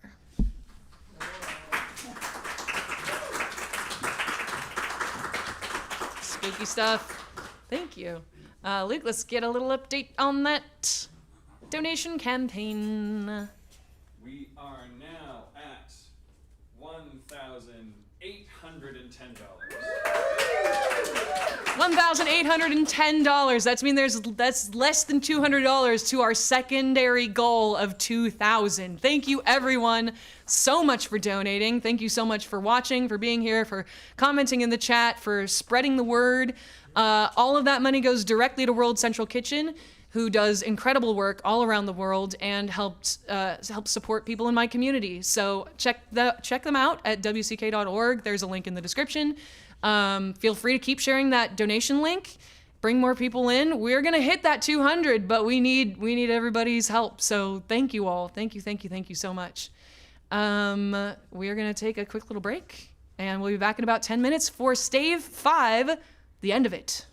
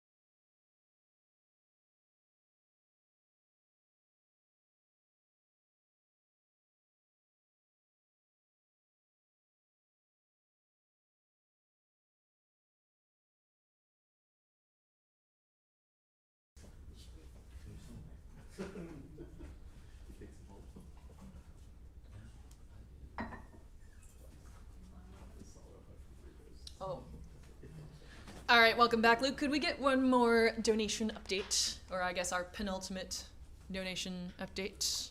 Yes.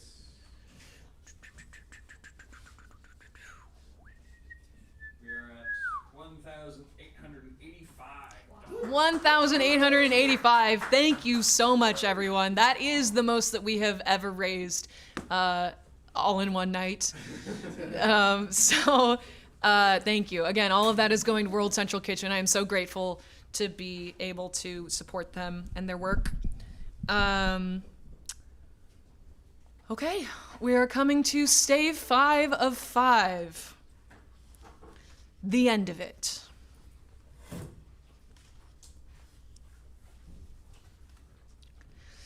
Yes, and the bedpost was his own. The bed was his own, the room was his own. Best and happiest of all, the time before him was his own to make amends in. I will live in the past, the present, and the future, Scrooge repeated as he scrambled out of bed. Let me do that in character voice. I will live in the past, the present, and the future, Scrooge repeated as he scrambled out of bed. Colleen repeated. The spirits of all three shall strive within me. Oh, Jacob Marley, heaven and the Christmas time be praised for this. I say it on my knees, oh Jacob, on my knees.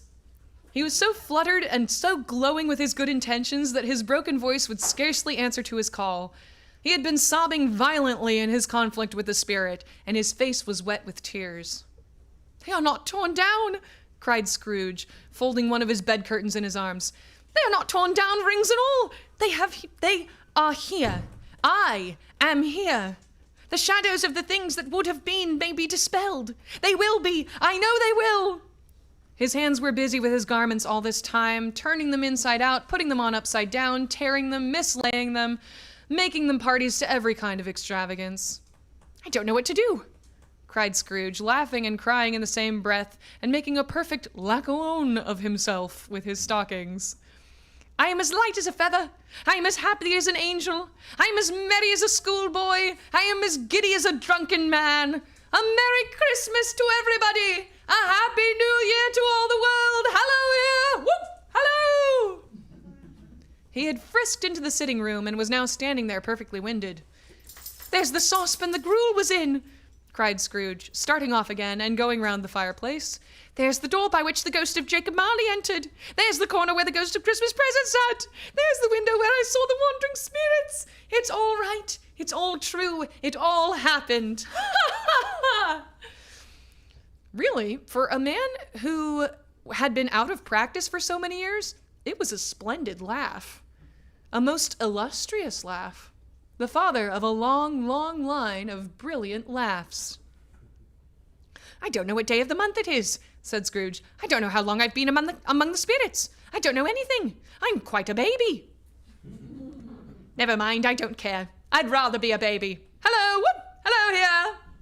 He was checked in his transports by the churches ringing out the lustiest peals he had ever heard. Clash, clang, hammer, ding, dong, bell. Bell, dong, ding, hammer, clash, clang. Oh, glorious, glorious. Running to the window, he opened it and put out his head. No fog, no mist, clear, bright, jovial, stirring cold. Cold, piping for the blood to dance to. Golden sunlight, heavenly sky, sweet fresh air, merry bells. Oh, glorious, glorious. What's today? Cried Scrooge, calling downward to a boy in Sunday clothes, who perhaps had loitered in to look about him. Eh? Returned the boy with all his might of wonder. What's today, my fine fellow? Said Scrooge. Today? Replied the boy. Why, Christmas Day. It's Christmas Day, said Scrooge to himself. I haven't missed it. The spirits have all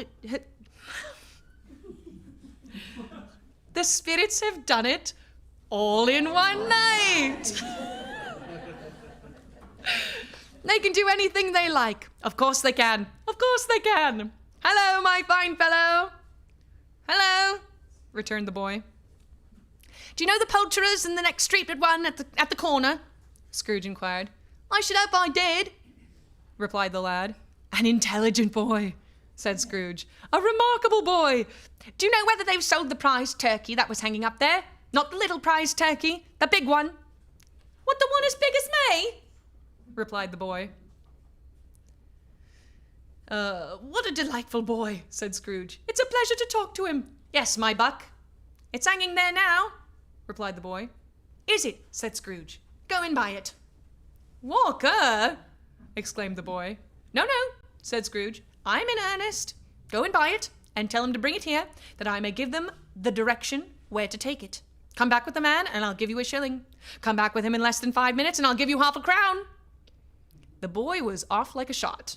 He must have had a steady hand at a trigger who could have got a shot off half so fast. I'll send it to Bob Cratchit's, whispered Scrooge, rubbing his hands and splitting with a laugh. He shan't know who sends it.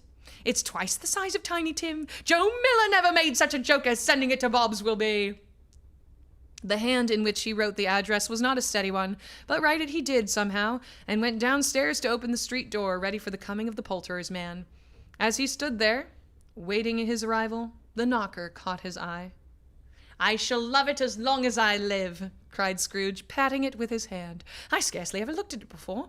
What an honest expression it has in its face. It's a wonderful knocker.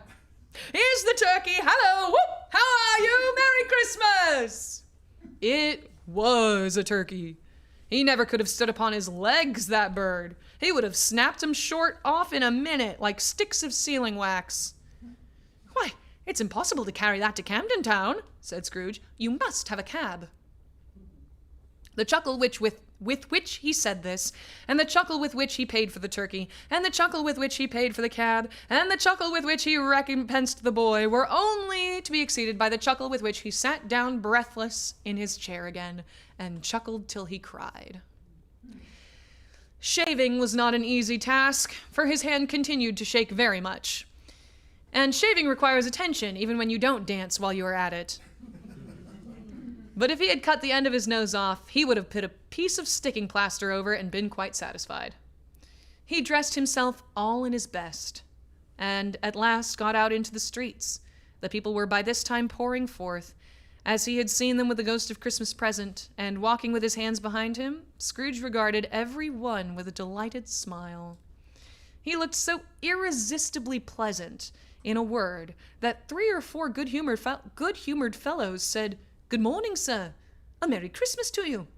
And Scrooge said often afterwards that of all the blithe sounds he had ever heard, those were the blithest in his ears. He had not gone far when, coming on towards him, he beheld the portly gentleman who had walked into his counting-house the day before and said, "Scrooge and Marley's, I believe?" It sent a pang across his heart to think how this old gentleman would look upon him when they met, but he knew what path lay straight before him, and he took it. "My dear sir," said Scrooge, quickening his pace and taking the old gentleman by both his hands, "how do you do? I hope you succeeded yesterday. It was very kind of you. A Merry Christmas to you, sir." "Mr. Scrooge?" "Yes," said Scrooge, "that is my name, and I fear it may not be pleasant to you.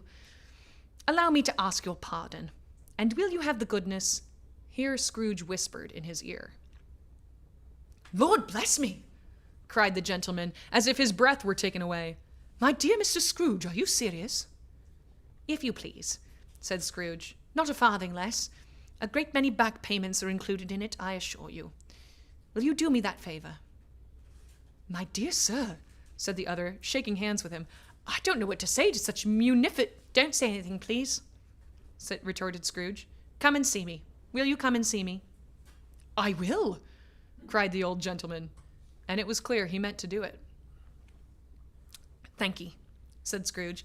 "I am much obliged to you. I thank you 50 times. Bless you." He went to church and walked about the streets and watched the people hurrying to and fro and patted children on the head and questioned beggars and looked down into the kitchens of houses and up to the windows and found that everything could yield him pleasure. He had never dreamed that any walk, that anything, could give him so much happiness. In the afternoon, he turned his steps towards his nephew's house. He passed the door a dozen times before he had the courage to go up and knock. But he made a dash and did it. "Is your master at home, my dear?" said Scrooge to the girl. Nice girl, very. Yes, sir. Where is he, my love? Said Scrooge. He's in the dining room, sir, along with mistress. I'll show you upstairs, if you please. Thank ye. He knows me, said Scrooge, with his hand already on the dining room lock. I'll go in here, my dear. He turned it gently and sidled his face in round the door. They were looking at the table, which was spread out in great array, for these young housekeepers are always nervous on such points, and like to see that everything is right. Fred, said Scrooge. Dear heart alive, how his niece by marriage started. Scrooge had forgotten for the moment about her sitting in the corner with the footstool, or he wouldn't have done it on any account. Why, bless my soul, cried Fred. Who's that? It's I, your Uncle Scrooge. I have come to dinner. Will you let me in, Fred? Let him in? It's a mercy he didn't shake his arm off. He was at home in 5 minutes. Nothing could be heartier. His niece looked just the same. So did Topper when he came. So did the plump sister when she came. So did everyone when they came. Wonderful party. Wonderful games. Wonderful unanimity. Wonderful happiness. But he was early at the office the next morning. Oh, he was early there. If he could only be there first and catch Bob Cratchit coming late. That was the thing he had set his heart upon. And he did it. Yes, he did. The clock struck 9. No Bob. 1:15. No Bob. He was full 18 minutes and a half behind his time. Scrooge sat with his door wide open that he might see him come into the tank. His hat was off before he opened the door, his comforter too. He was on his stool in a jiffy, driving away with his pen as if he were trying to overtake 9 o'clock. "Hello?" growled Scrooge in his accustomed voice, as near as he could feign it. "What do you mean by coming here at this time of day?" "I'm very sorry, sir," said Bob. "I am behind my time." "You are?" repeated Scrooge. "Yes, I think you are. Step this way, sir, if you please." "It's only once a year, sir," pleaded Bob, appearing from the tank. "It shall not be repeated. I was making rather merry yesterday, sir." "Now, I'll tell you what, my friend," said Scrooge. "I am not going to stand this sort of thing any longer, and therefore," he continued, leaping from his stool and giving Bob such a dig in the waistcoat that he staggered back into the tank again, "and therefore I am about to raise your salary." Bob trembled and got a little nearer to the ruler. He had a momentary idea of knocking Scrooge down with it, holding him and calling to the people in the court for help and a straight waistcoat. "A Merry Christmas, Bob," said Scrooge, with an earnestness that could not be mistaken, and as he clapped him on the back. "A merrier Christmas, Bob, my good fellow, than I have given you for many a year. I'll raise your salary and endeavor to assist your struggling family, and we will discuss your affairs this very afternoon over a Christmas bowl of smoking bishop. Bob, make up the fires and buy another coal scuttle before you dot another I, Bob Cratchit." Scrooge was better than his word. He did it all, and infinitely more, and to Tiny Tim, who did not die, he was a second father. He became as good a friend, as good a master, and as good a man as the good old city knew, or any other good old city, town, or borough in the good old world. Some people laughed to see the alteration in him, but he let them laugh, and little heeded them, for he was wise enough to know that nothing ever happened on this globe for good, at which some people did not have their fill of laughter in the outset. And knowing that such as these would be blind anyway, he thought it quite as well that they should wrinkle up their eyes in grins as have the malady in less attractive forms. His own heart laughed, and that was quite enough for him. He had no further intercourse with spirits, but lived upon the total abstinence principle ever afterwards, and it was always said of him that he knew how to keep Christmas well, if any man alive possessed the knowledge. May that be truly said of us and all of us. And so, as Tiny Tim observed, God bless us, everyone.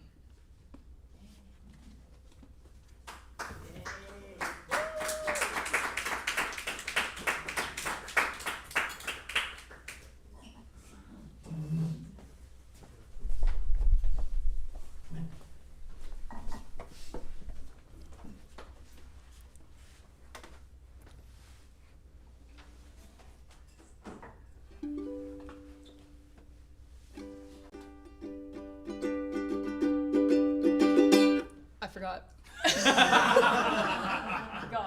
God. Here we go. God bless us every person. That's how the story ends. Thanks to our old buddy Marley, we're better off, my friends. To Tiny Tim, who did not die, he's better than his word. And as for old Ebenezer, well, everybody's heard. You can't cheat the world without the world teaching you. You can't shun the season without the season taking a big bite out of you. You fight like the Dickens and the plot thickens, so suddenly there's nowhere left to hide, and soon you discover you're on the other side. Oh, 1, 2, 3, 4.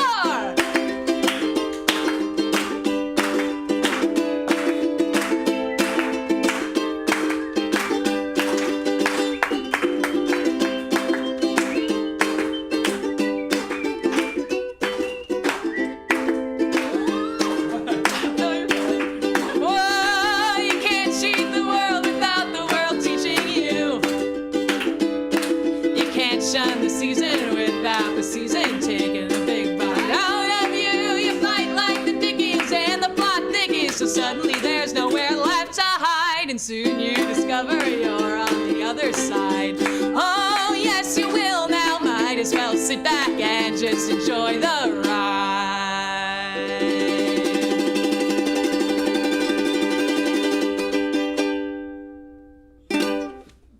Thank you so much, everybody.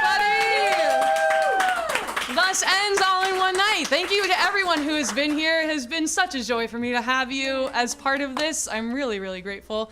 Thank you to everyone who's been watching. Can we get a final donation update? That donation page will be up kind of indefinitely. I think maybe it ends in a month or so. So if you didn't get a chance to donate, you will still be able to. And again, that money goes directly to World Central Kitchen. Feel free to share it, continue sharing that with people, and we'll try to do more good, feed more people. What's our final donation total, Luke? We are at $2,000. Yeah! We made it! Thank you, everyone. $2,000. That is the most we've ever raised here at All in One Night. I'm so grateful. Like I said, they do incredible work. They supported my community here in LA, and they continue to do great work, and I'm grateful to support them. Thank you to everyone who hung out in the chat. I know, Katie, you were in there. Benji, I know you were in there. Someone was watching from Mexico. So many people came by, and I'm deeply grateful. I wanted to add a little personal note. I wanted to dedicate this year's show to my grandfather, who passed last week, and I'm really grateful to be surrounded by my family and to have them helping out with this and to be able to spend time with them, especially around the holidays. So thank you, everyone who was here and gave us your time and your attention and helped us do a little good in the world. My grandfather was a very kind and generous person and worked hard to make the world a better place. And so I'm grateful to continue that legacy with this show and with my family. Thanks, everybody. Is there anything else I needed to say? Luke? What? What? What? I thought it was like a note that I had to make sure that I shouted out, but it's a good ending. All right. Thank you, everyone. And Dickens bless us, everyone. Good night.